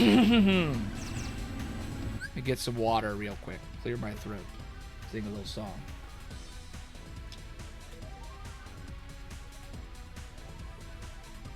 Yeah.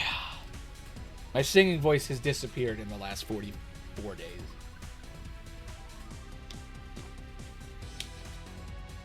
You know, I practiced singing for 6 months just so I could do karaoke on stream, and then I learned that you couldn't do karaoke on stream.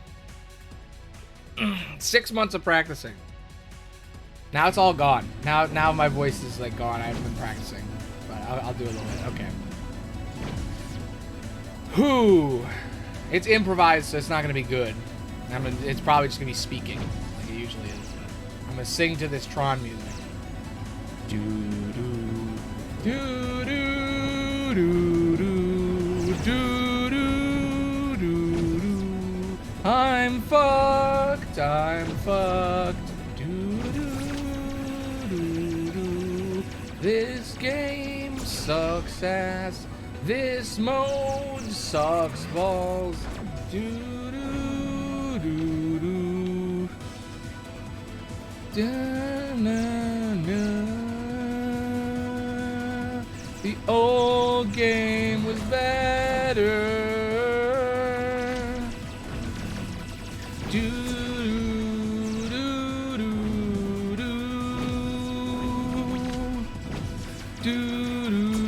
do do do do. When I aim down sights, I move too slow. Fuck. These guys should be 2 feet forward, but they suck ass. The designers fucked up. There's not enough variety in this song. There we go. That's got variety. That's got variety. I can sing a bit to this. Here's an interesting thing about singing in this little intermission before I want a different song. I've heard this song a million times. The reason I use the same lo-fi radio is because then I'll remember the songs so I can sing along. Even though this is all copyrighted, they don't claim on Twitch, so I'm like, thank you, lo-fi hip-hop. Thank you. I love you. Thank you for not claiming on Twitch. You're heroes. Everybody listen to lo-fi. They're fucking good. Lo-fi girl. She's the best.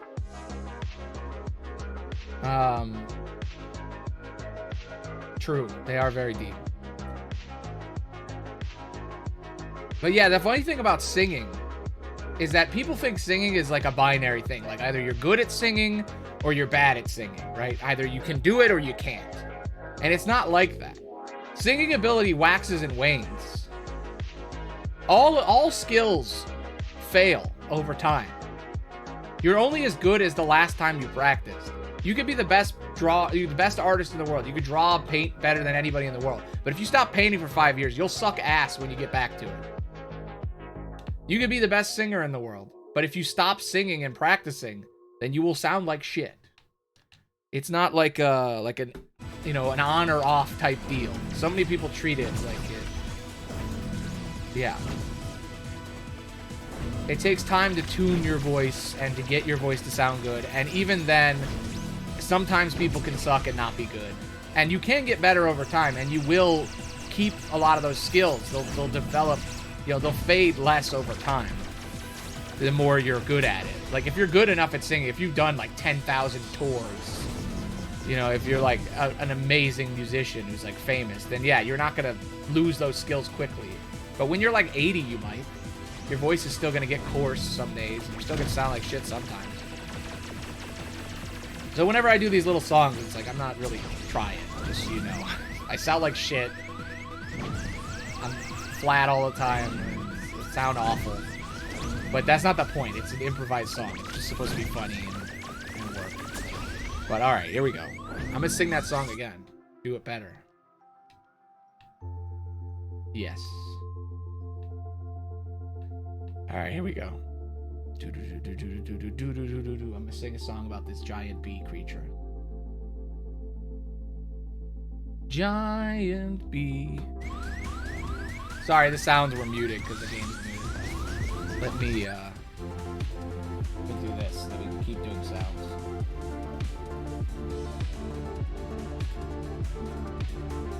Oh shit.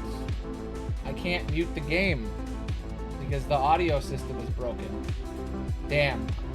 Normally I could mute the game and keep the sounds, but the audio system's all fucked up. Anyway.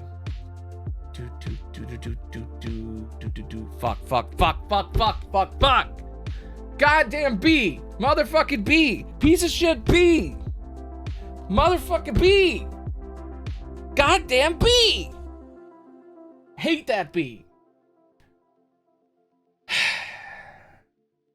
I don't know what you call what I just did. It's not singing and it's not rapping. It's something else.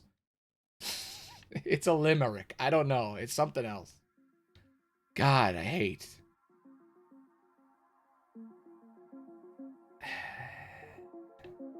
Alright, here we go. Drop the beat so I can sing about the fucking design philosophy of this shitty ass level because it sucks ass. I hate it. Some of these songs take a while to start. Shit.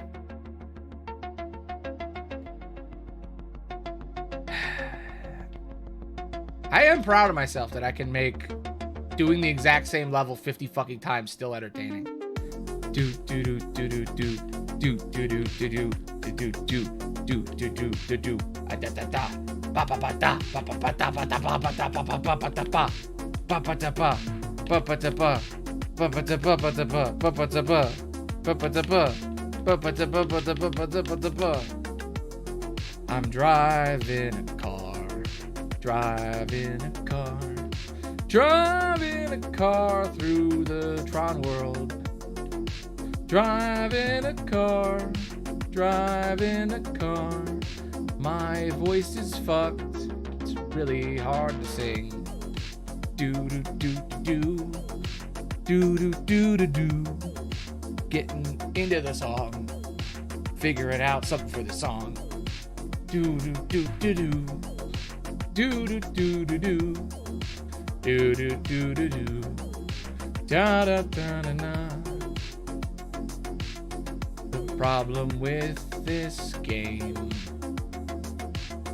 The problem with this game mode. The problem with this game is my positioning. There's no way to move. There's no way to heal. There's no way to move.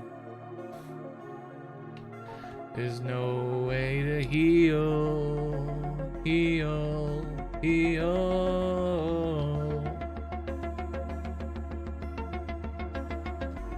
How do I heal in a world of pain? Do do do do do do do do do do do do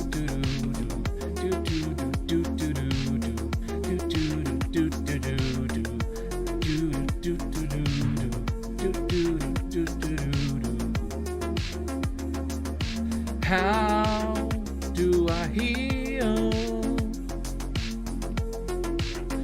Do I heal? How do I heal? Heal? Do you really heal from dodging? That might change everything. Have I just been a fucking fool? Fool, fool. Have I misunderstood the way you play? Misunderstood the way you game? How do you play this fucking game? There you go. I actually sung a song. Look at that. I can actually sing. Who knew? Seems like I can't based on the intros where I go da da da da da da da da da da da da da da da da. But you got to remember, 2 minutes before I wake up, I do this stream. I literally roll out of bed, get drink, and walk in this office and start the stream. And then that's me clearing my throat.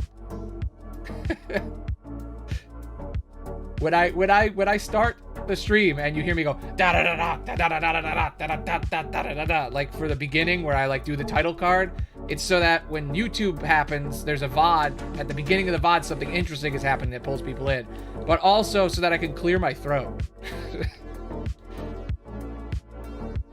Because my throat is all messed up because I literally just woke up, drank a glass of water, and walked in here. And tried to fix all the technical issues right before the stream. Sometimes I'm like 1 minute behind. I'm like the stream's about to start in a minute, and I'm hitting buttons trying to get it to work. And I'm like, ugh. And that's why there's like a 60-second delay at the beginning, because it's like you need the delay to continue so I can hit the playback and make sure all the audio's going through. And then I hit the card, say hello, and I have my hello intro, which I'm also hearing my voice playback so I can see if you can hear me and if the mix is good. And then I say, I'm Aloney. And then it's good. And then I hit unmute. So like all that's what that all is. There's like a whole system. Anyway, I'm gonna sing a little song about this piece of shit B because I hate him. Do. This B fucking sucks. This B fucking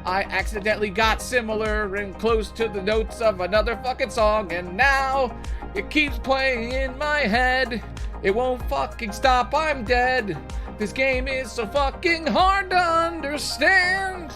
Why won't I beat this fucking level? Maybe I should just grind. Maybe I should just level up to have more health. Why can't I beat this game? Losing my fucking mind. 2 fucking hours in this level, losing my fucking mind. Do do do do do. Do do do do do.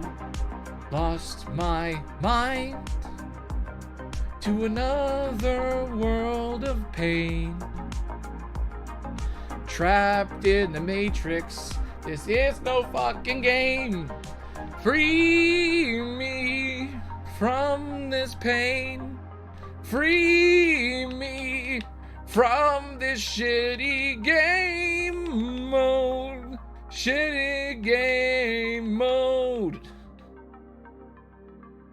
I don't know. I don't know. I don't know what to do. I don't know. Maybe I am a bard. Maybe I really am Aloney the bard, and I should just do this all the time. God. Maybe I really am one. Maybe I just needed to have the confidence to try. Be trapped in this endless level eternally and have nothing to talk about except for just singing a little song.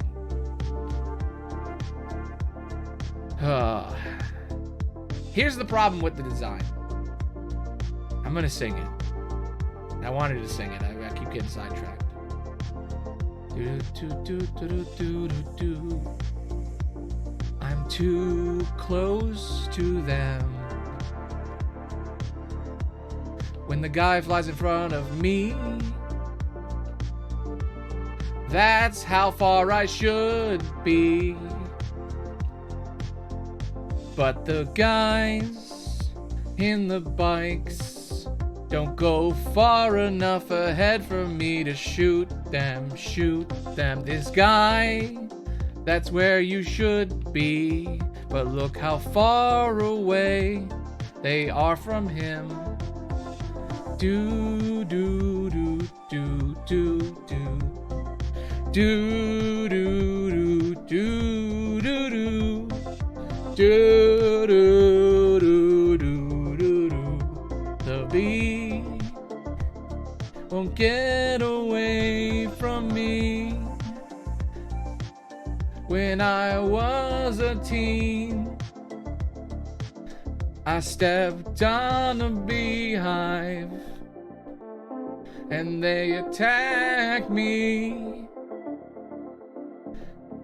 And now it's happening again. Do do do do do do do do do. This fucking hornet scares me in my dreams. Won't get the fuck away from me. Leave me alone. Fucking stupid ass bee. Fucking stupid ass bee. Fucking stupid fucking bee. Welcome to the stream, Spikey. I'm singing a stupid little song. This bee won't leave me alone, he won't die. I've been fighting him for 2 fucking hours. 2 hours. To be or not to be? That is the question. You're right, it is more like a mantis.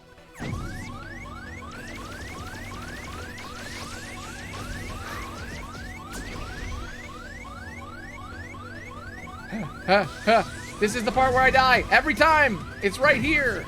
You get too close to it. I don't know what I'm supposed to do to not get close to it. Why? Why does he keep getting closer to it? What do you do then? It doesn't make any sense. You can't control the forward and backward in this motorcycle. That's the problem. You can't control it. You can't slow down or go faster. The only way to change the speed is to shoot the guns. You can jump. You can jump, right? In this mode. You can go into gun mode, and you can shoot guns, and you can jump. And that's it. It's stupid. It's stupid, and it's bad design. And it was better literally 7 years before this when they did it in Kingdom Hearts 2, where you pressed B to attack, and you pressed A to dodge or whatever, and you pressed X to block. It was perfect. It was a perfect design. You could hit the enemies, and when you hit them, they would drop health, and you would heal. But you can't heal in this fight. You can't slow down, and the enemies are too close to you. No, you can't block. You can't block. You can only dodge. There's no blocking. You can't block. You can't heal. It's M. Ah, okay. I'll press the M button. What was I thinking? It's right here. Just press the M button and then I win. You know what I should do? I should just press the win button. What am I doing? I should just press the win button, clearly. Am I a fool? You just press the button on the controller that's labeled win, and then you win. Yeah, W, it's for win. What was I thinking? You know how, like, on the Game Boy Advance, they had the C button, which was just like a stick, the C stick? There's the W stick. There's an extra secret stick on every controller. If you twist it the right way, you just win. It's in every game, the secret win stick. Everybody knows about the win stick. You don't know about the win stick? Oh, I know. I know about the win stick. I refuse to use it, really. It's my damn gamer honor that's refusing me from doing the win stick and just winning. Oh, you don't know that, right? Yeah, you're a babby. You're a little babby and you don't know about the Nintendo 64. The Nintendo 64 was before my time. I got my Nintendo 64 secondhand. I still know about it. What's your excuse? I mean, I am babby, but not as much babby. Technically speaking, it was during my time, but I was like 5 when it came out. Mine was a hand-me-down. I think it was my dad's.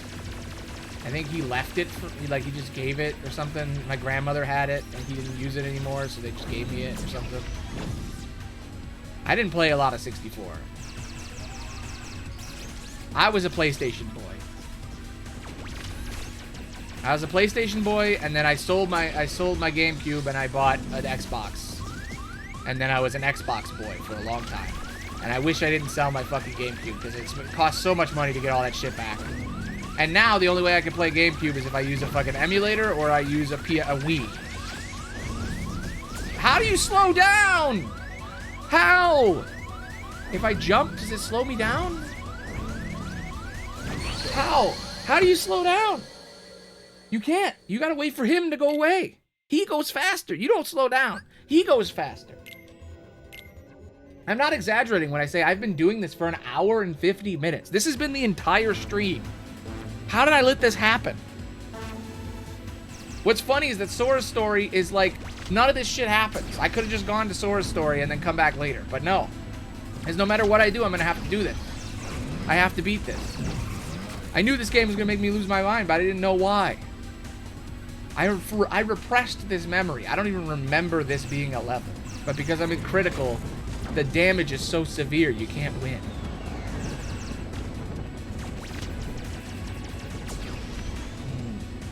Damn. I'm sorry. Spore, Lego Avengers, and Star Wars Angry Birds. Wow. I thought my childhood was a little sad, but like, damn. That's sad. I'm sorry that you had to deal with that. Spore's a great game. Lego Avengers, that I never played. It's after my time. But, Star Wars Angry Birds, I didn't even know that was a thing. You were one of those. You were one of those. You were one of those YouTube babies. You were an iPad baby. We're talking to a full-grown iPad baby? They exist? I didn't know it's been that long. That's how you know you're old, when you're like, that I wouldn't expect that for another 20 years, that kind of person to exist.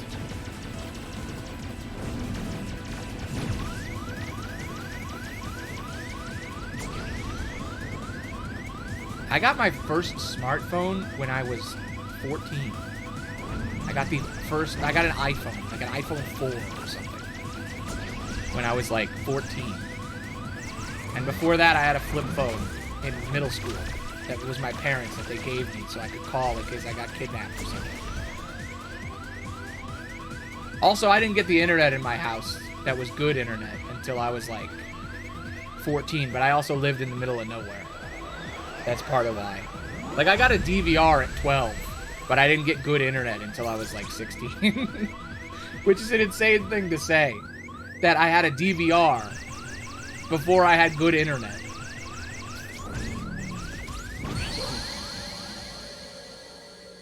Used the shit out of that DVR.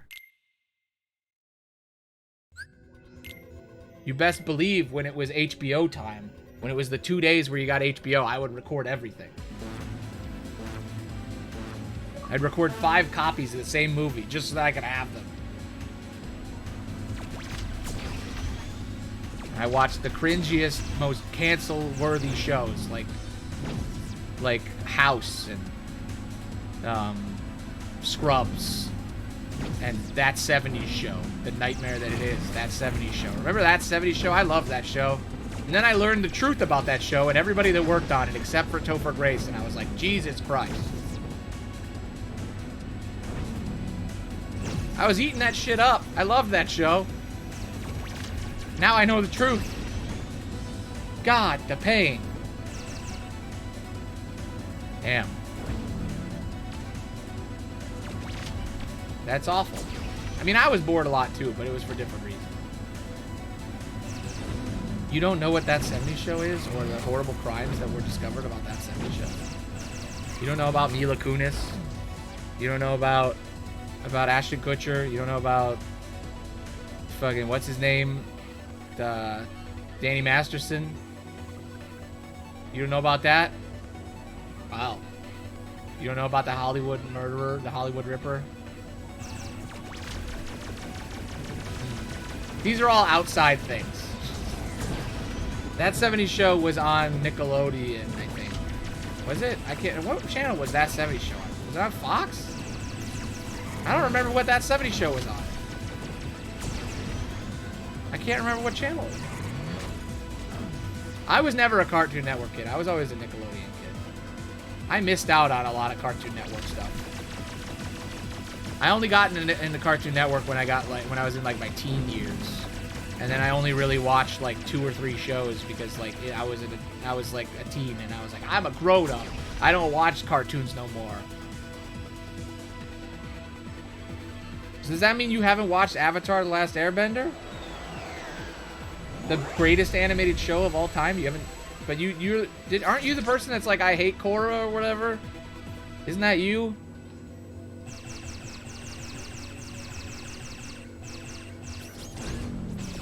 Okay, then you did watch Nickelodeon, because that's Nickelodeon.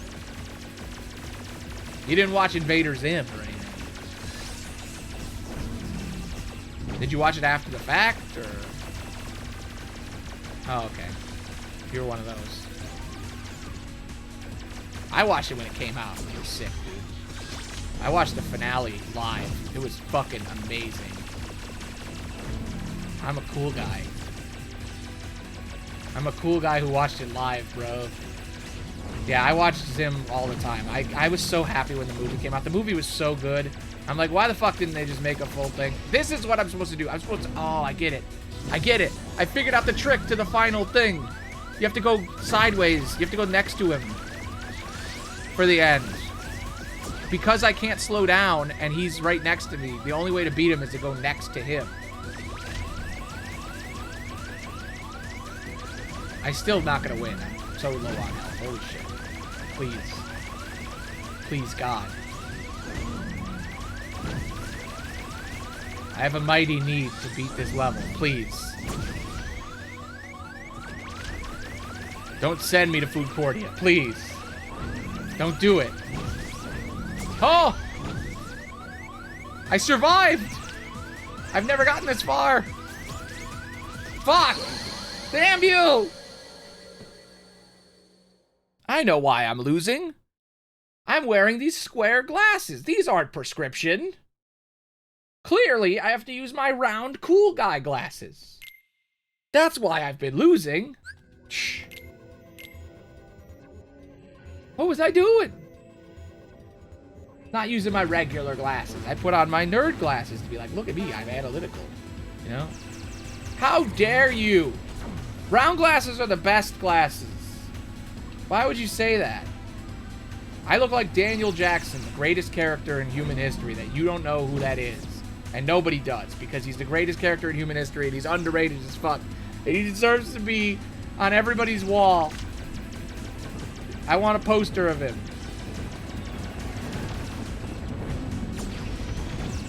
I never realized until like last week that I based my entire identity on one single character from a sci-fi show that nobody knows. Like I literally realized it like last week.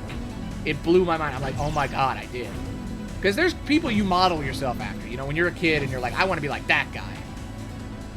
And there's like 3 people I could name, and that's me. And I think I modeled myself on... You did. You did, and you don't even know it. You won't know until you're way older. It's a thing that happens. You just look back and you're like, no, I did it. If you don't have like parents you model yourself after, like if you sometimes you're your parents. I mean, I'm my parents too, but like I can see the influences. It's not like I based my entire identity on a single character. Nice. It's not like I based everything about me on this character, but I can see the influences they have on my core morality and identity. And Daniel Jackson is definitely all the good parts of me.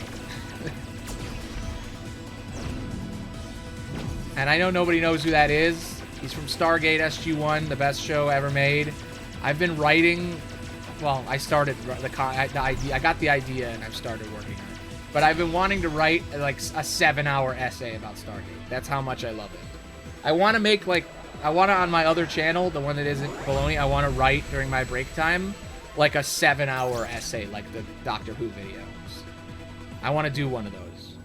And I'm making it about Stargate. That's the first one I'm doing.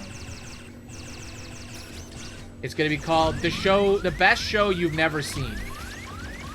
It's going to be a 7-hour video. Damn. That sucks. But then you modeled yourself after like a box. Or like a shoe or something. You know? Something without personality. Which random object did you model your lack of personality on? One day you're gonna look at like a... Oh God. Oh no.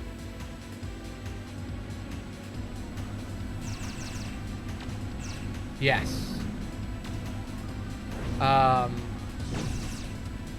speaking of Doctor Who, Spikey's actually watching Doctor Who for the first time right now because I talked about it so much. And they watched like all those Doctor Who videos on YouTube that they're actually watching it from the beginning. And they just made it to Cybermen. Is that not the reason? What's the reason? Is it just the essay? Cybermen are great. I think the Cybermen are cool as fuck. I think they are, like, as much as they're in like every goddamn episode, I feel like somehow they're still underutilized.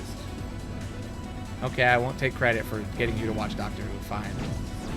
Can't have anything nice. Yeah, they're the Borg, but better.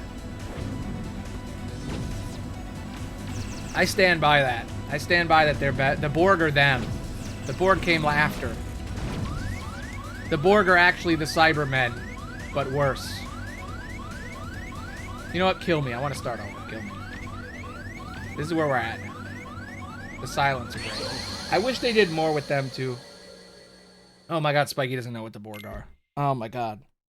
Child. Child. How? Babby, how? Oh, man. The Borg are from Star Trek. You've probably seen references to them and not know them. I mean, I guess it makes sense that you don't know what Star Trek is. Like, you don't know about Next Generation because, you know, that's very old. I mean, it was old for me. But I watched, like, everybody watched reruns at my age or whatever, but... okay, that makes sense. That makes sense. I wonder if there's Antarctican TV shows. I wonder what they're about. You know? Okay, that makes sense. Yeah, the cherubs are awesome. I love the Weeping Angels. A lot of people say every time you see the Weeping Angels... Oh, there you go. That's why you haven't seen anything. Because you live in the Arctic with no TVs. Makes sense. But yeah, the every time the Weeping Angels show up, people are like, man, they get worse every time. And I'm like, no, I mean, they do, but like the scariness goes down. But I think they're really fascinating, some of the stuff they do. Too cold for TVs, but you do have the internet. They have a single iPad that they found in the snow. True.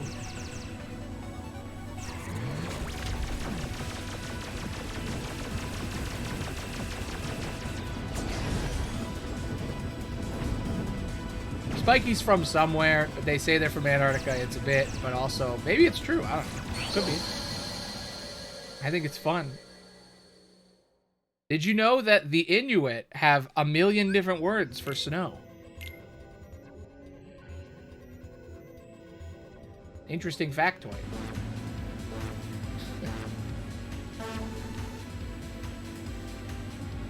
I remember. It's one of them Nordic area, Finland or something. Denmark, Finland. Something like that.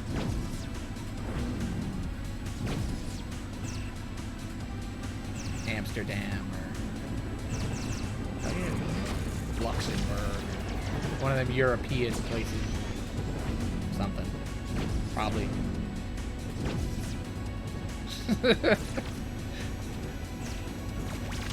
I'm being generic. I'm just naming, you know. I know the general zone, you know? Somewhere cold. I don't need to know where you're from, you know? Antarctica's good enough for me. This isn't one of them get close to my stream people's streams. I'm here to make bits and sing dumb songs and get stuck on the same level for 2.5 hours while talking about random nerdy shit. I'm just gonna die again. When I go below half, I'm not even gonna try. Eventually, I'll beat this, right? This won't be an entire stream of me being trapped on a speeder bike, right? I hope not. It'd be really funny if it was. I know what the thumbnail's gonna be.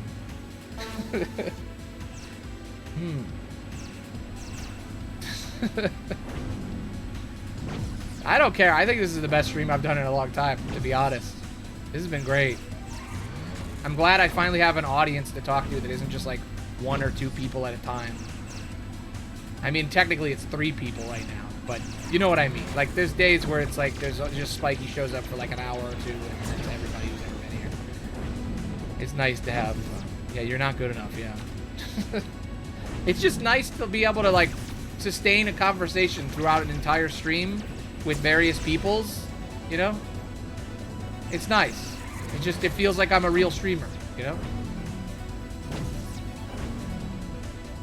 I used to be a little tiny babby for so long when it was like nobody. And when I got my first viewers, it felt great to just have anyone rather than 0. And now it feels good to have like 5, which is also great. I'm sure it'll feel even better when there's like 100. And it definitely won't feel horrible when there's 1,000. If that ever happens. Which I don't really want, to be honest. At this point, I've kind of accepted that this is a hobby. And I don't want to grow any more than I am right now. But the YouTube channel is growing at an alarming and terrifying rate. Also, when I woke up this morning, I got an email that terrified me to my core. Shit, I forgot to hit mute. Damn. Well, don't worry, that'll never happen. When I woke up this morning, I checked my email, and it said, Tony Baloney, your YouTube channel has been deleted. And I shit myself. I was so... Oh, thank you. Wow, you actually gave me bits. That never happens. Thank you. You've added to the pile of $20 or $30 that never gets to 100 where they'll actually give me the money. Thank you. But yeah, so it scared me and made me think that Baloney was gone. But it's not. I checked. It's fine. Basically, I had another YouTube channel that was called Aloney Unlisted that got deleted months ago from a separate account. It was a different Gmail account. I was just using it to upload videos for the Patreon because I have like a Patreon archive where I have all my old stuff in case YouTube gets deleted. And that channel got deleted, which is really ironic that my backup channel got deleted. But I guess they sent me a second email. It was like, yo, guess what? It's been deleted. And I guess that account's name is Tony Baloney. So it scared the shit out of me. Thank you. Thank you.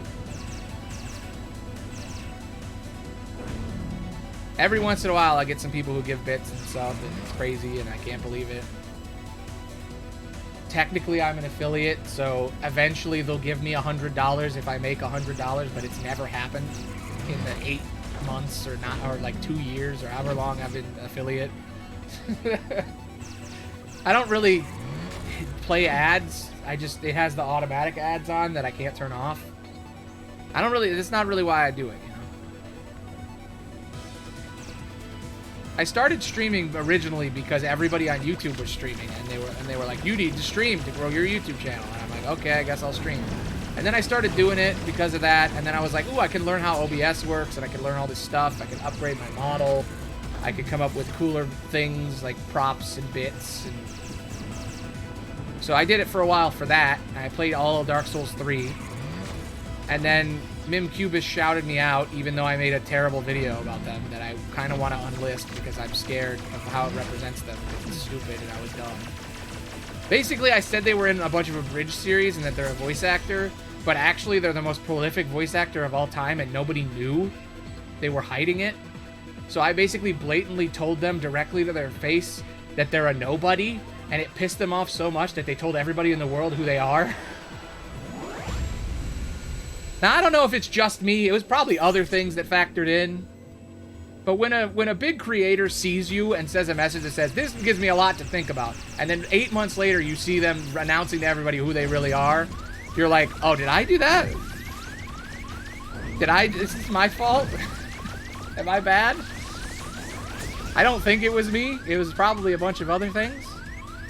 But it was definitely in the pile. Maybe it was the straw that broke the camel's back, but probably not.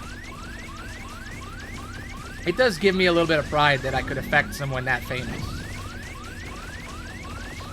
It's up on the wall of like 15 minutes of fame. Up there with that time that I won the airplane poster at the nearby airport, and they let me fly in a plane. I'm like, ooh, it's up there. It's the same level. It's the same level of excitement.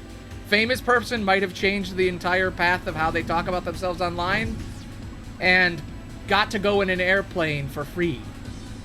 Are both equal to me.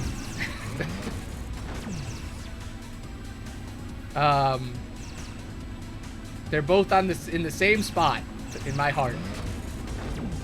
That happened, by the way. I won this. There was this poster contest in my high school where they were like, we need somebody to Photoshop a poster for our airport days, where people can come and look at the planes fly, and they can fly in a little plane and stuff. And I'm like, cool. And they're like, what are the prizes? And it's like, you can get $50, or they'll let you fly in a plane for free. And I went, oh, I'm gonna fucking take that plane. Holy shit, that's way better than $50. And my friend and I worked together, and he got the $50, and I was like, all right, I'm gonna just fucking get the plane. And then I waited like 2 years for them to put me in this fucking plane. They wouldn't do it. They were like, why did we agree to this? It's such a stupid thing to say. Why? Nobody would take that deal, but I did.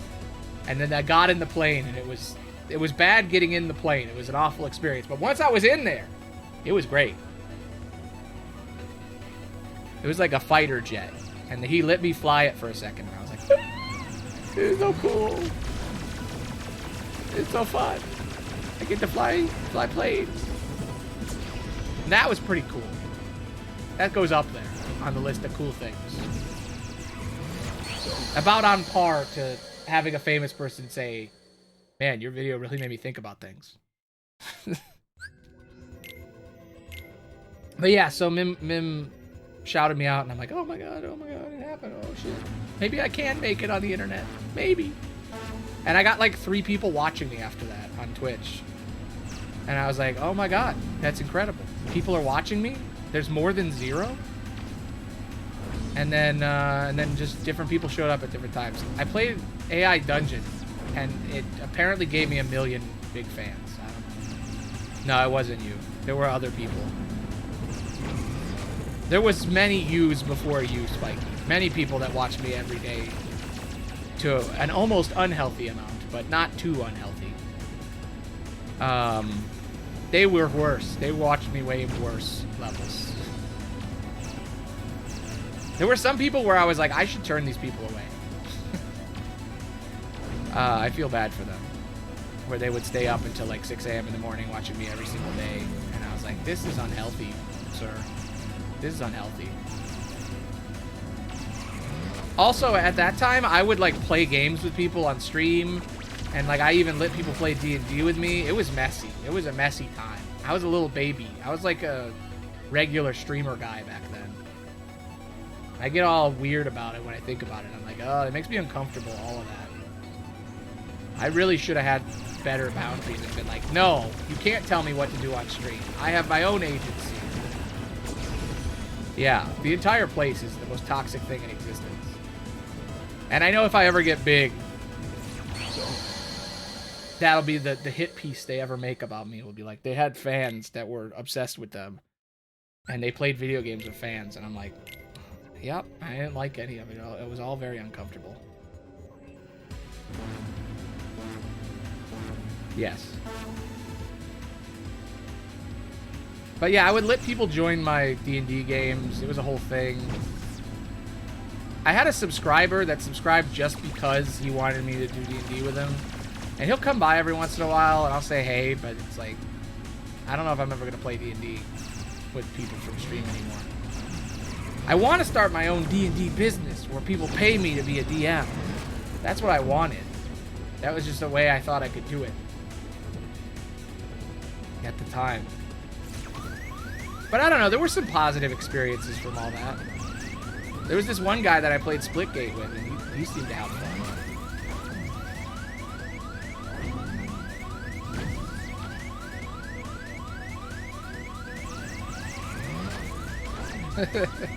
My D&D games do suck. They're not very good. I've edited them, and they're a nightmare to edit, and every single time I'm like, what did I do? I'm better without a camera. Like, I think I'm good at DMing, but not on camera. You know? It's a different kind of DM to do a show. Like, when I DM people, they tell me, they're like, oh man, that was the most fun I've ever had playing D&D. And I'm like, yeah, great. But if I stream it, it looks like it's shit. It's the worst thing ever made. And I'm like, I guess I just don't have those skills. How do I fucking win this? Oh my god, I'm losing my fucking mind.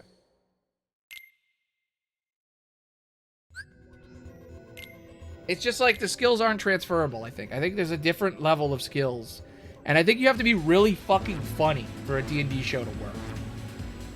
I think that's the secret, is that a D&D show isn't a D&D show. It's a comedy show where they play D&D. And I never really understood that when I made all my D&D stuff. True. Trust me, you can lose your mind even more. Whatever is left of my mind is slowly gooifying more and more. I like to think of it like, it's like ice cream, right? Like if you take ice cream out of the fridge, it melts, right? But if you put that frozen ice cream back in the fridge, it solidifies again. It's like that. That's what my brain is. It's just slowly been gooifying and then solidifying and then gooifying and then solidifying. So I've lost my mind 1 billion times.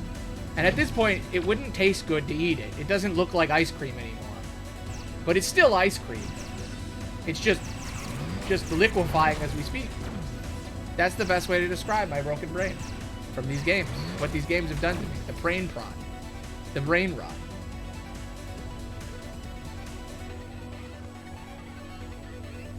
I don't know. I have this new bit from my podcast about a brainworm named Wormy. And when I finally put out the last episode of the Wormy arc, I might bring Wormy on the show at some point. I think in the next marathon, Wormy's gonna come on the show. I think Wormy's my new buddy. My new bit machine. I don't know, it was fun. I don't know why I did the podcast. I did a podcast where I was like, it's called Commute. On the way driving to work, I'm just gonna talk to people about various things happening on the YouTube channel, like comments and how I feel about stuff and updates. And I did that for like 4 weeks in a row and nobody watched, and I was like, all right, now I'm just gonna get more and more insane. And then every week it got more crazy until the point where I'm talking about like existential mental dimensions with a worm that isn't real. It's a fascinating thing to watch, I'll tell you that. It's a good 30 minutes each episode of just like, what the fuck am I watching? This is garbage. But then you look at the captions and the captions are talking to me. And you're like, what is this? And I say in the show, what is this? Why am I doing this? This doesn't make any sense. This is so weird. But that's what I do when I make podcasts. They're horrible ideas that I never should have done, but I do them anyway. Like when I read the entire Kingdom Hearts novelization and recorded it like an audiobook. And the entire time said, I hate this, I hate this. Why am I doing this? I hate this. Or when I convinced my friend to write movies with me. And we wrote like 30 amazing movies. And we never did it again. We did record a couple that I never released. But it's because we didn't finish the season. Because he was like, I don't really want to do this. And I'm like, yeah, I get it.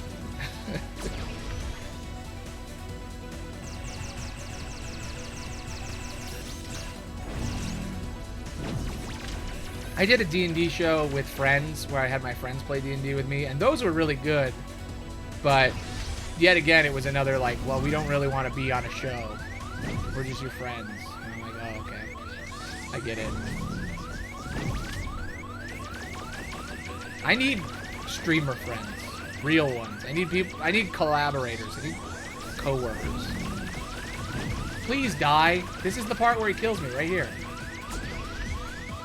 I'm so scared. I am terrified every single time I get here. One hit will kill me now. And he's gonna do a bunch of bullshit. Like that. Now he's behind me. Good.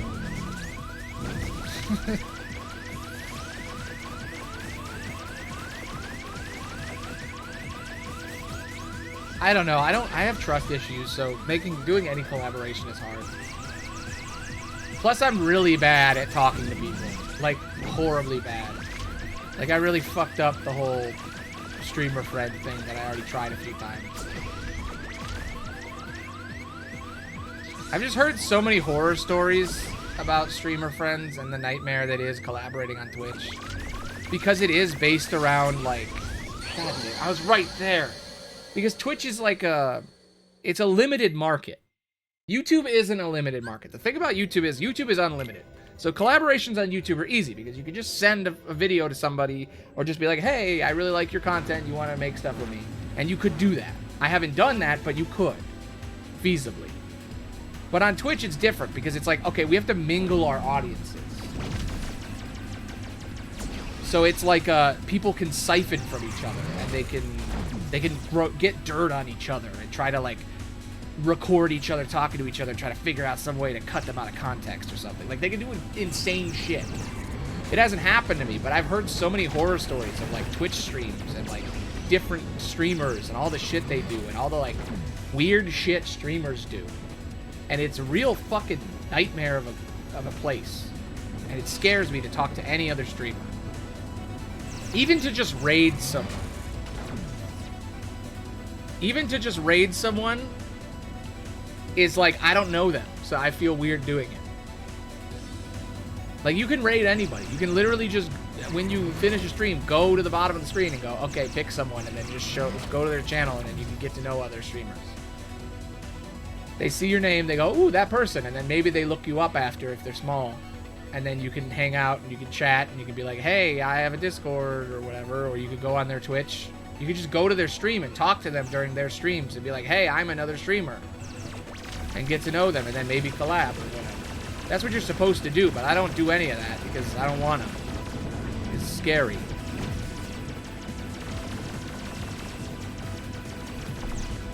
It's scary. I got too much anxiety and too much paranoia for that.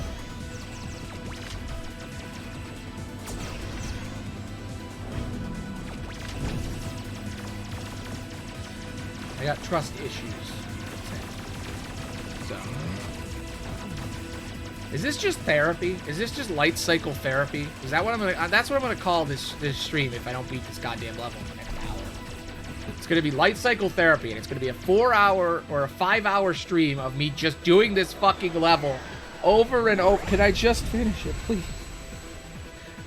I just want to kill Eskar Glow. I just want to make a little creature. I just want to make a little guy that can teach me how to do second chance. That's all I want today. I just want that and to beat this level. That's it. I want to see the story. I want to see the story of Tron Legacy and how it's interpreted through Nomura's insanely weird eyes. Can I just do that, game? Can we just get to that part? Can we stop this? Can we end this pain? Can you just give me a button that lets me skip this part? Like, fuck, man. It's not that hard, but because I have such low health, because I'm uncritical, it's impossible. It's like a huge difficulty spike, because I think I'm either not high enough level, or this is just like really fucking hard in this mode, or maybe I'm just not high enough energy today. I didn't eat my brain stuff. I didn't eat enough brain food. I don't know.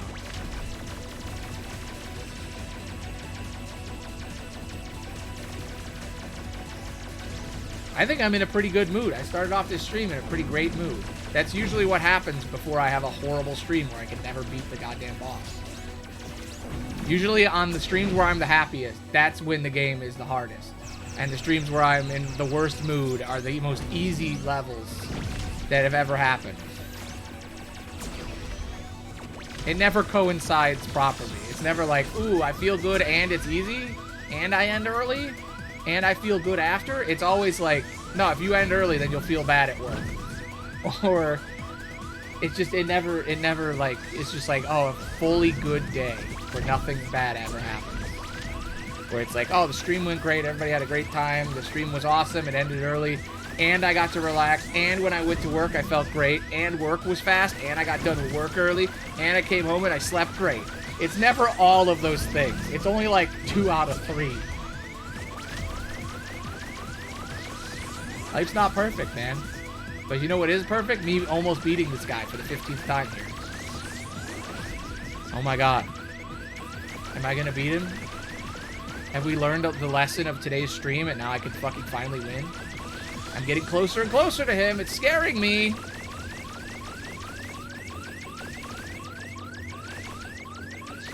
Please, no. Don't get cocky. Don't get cocky. Just beat him. Just beat him. It's been 2.5 fucking hours! Yes! Yes! Imagine what it's like to hear this outside my room. Outside of this office, hearing me scream, yeah! Yeah! Ah, yeah! Jesus Christ. I'm glad I could entertain you despite that. Entertainment for one day. Yeah, so Riku, me too. I've had enough entertainment for one day too.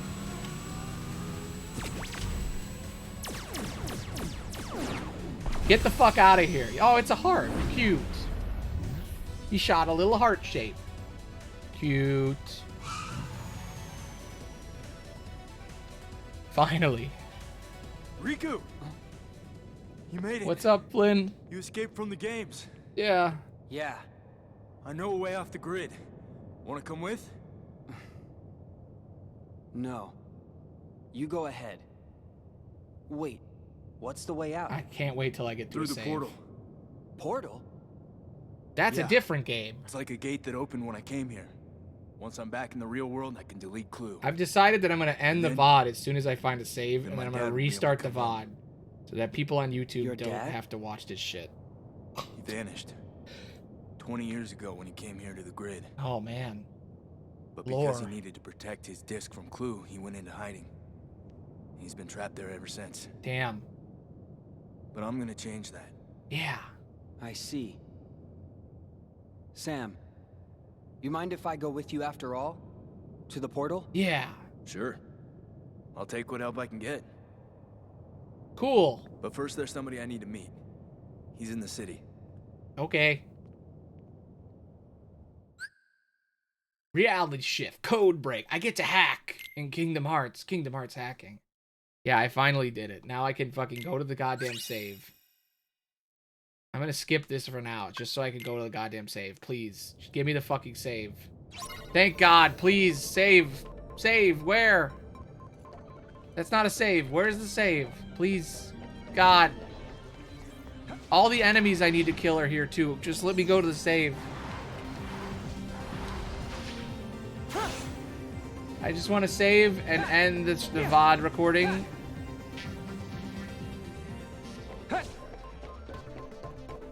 And then restart it and be like, oh, welcome to the stream. Like I never got stuck for 2.5 hours.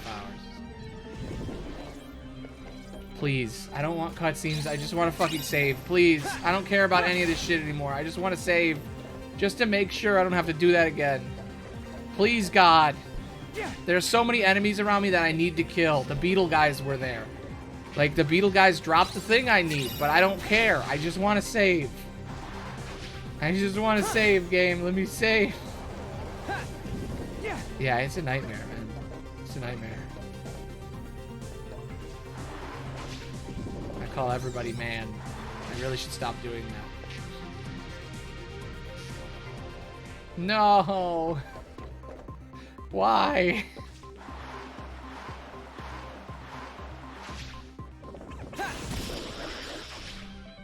Wait. I know how to do it. I know how to do it. I figured it out. Wait.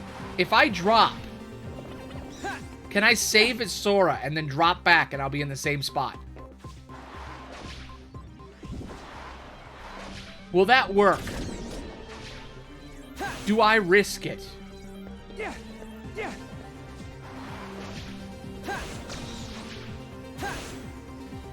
I'm doing it. I know it's crazy, but it's the only thing that can work.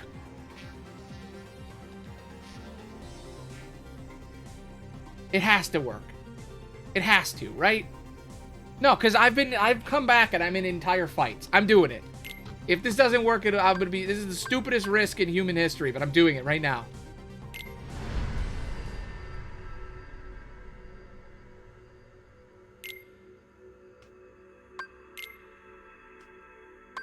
Please work.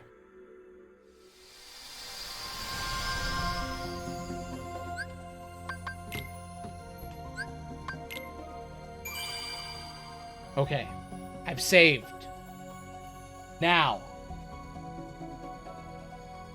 I'm gonna end the recording, VOD people. Here's a little end screen for you. I'm gonna use my BRB screen. I'll be back in 15 seconds. I'm still streaming. I'm just gonna end the YouTube version. Whoop.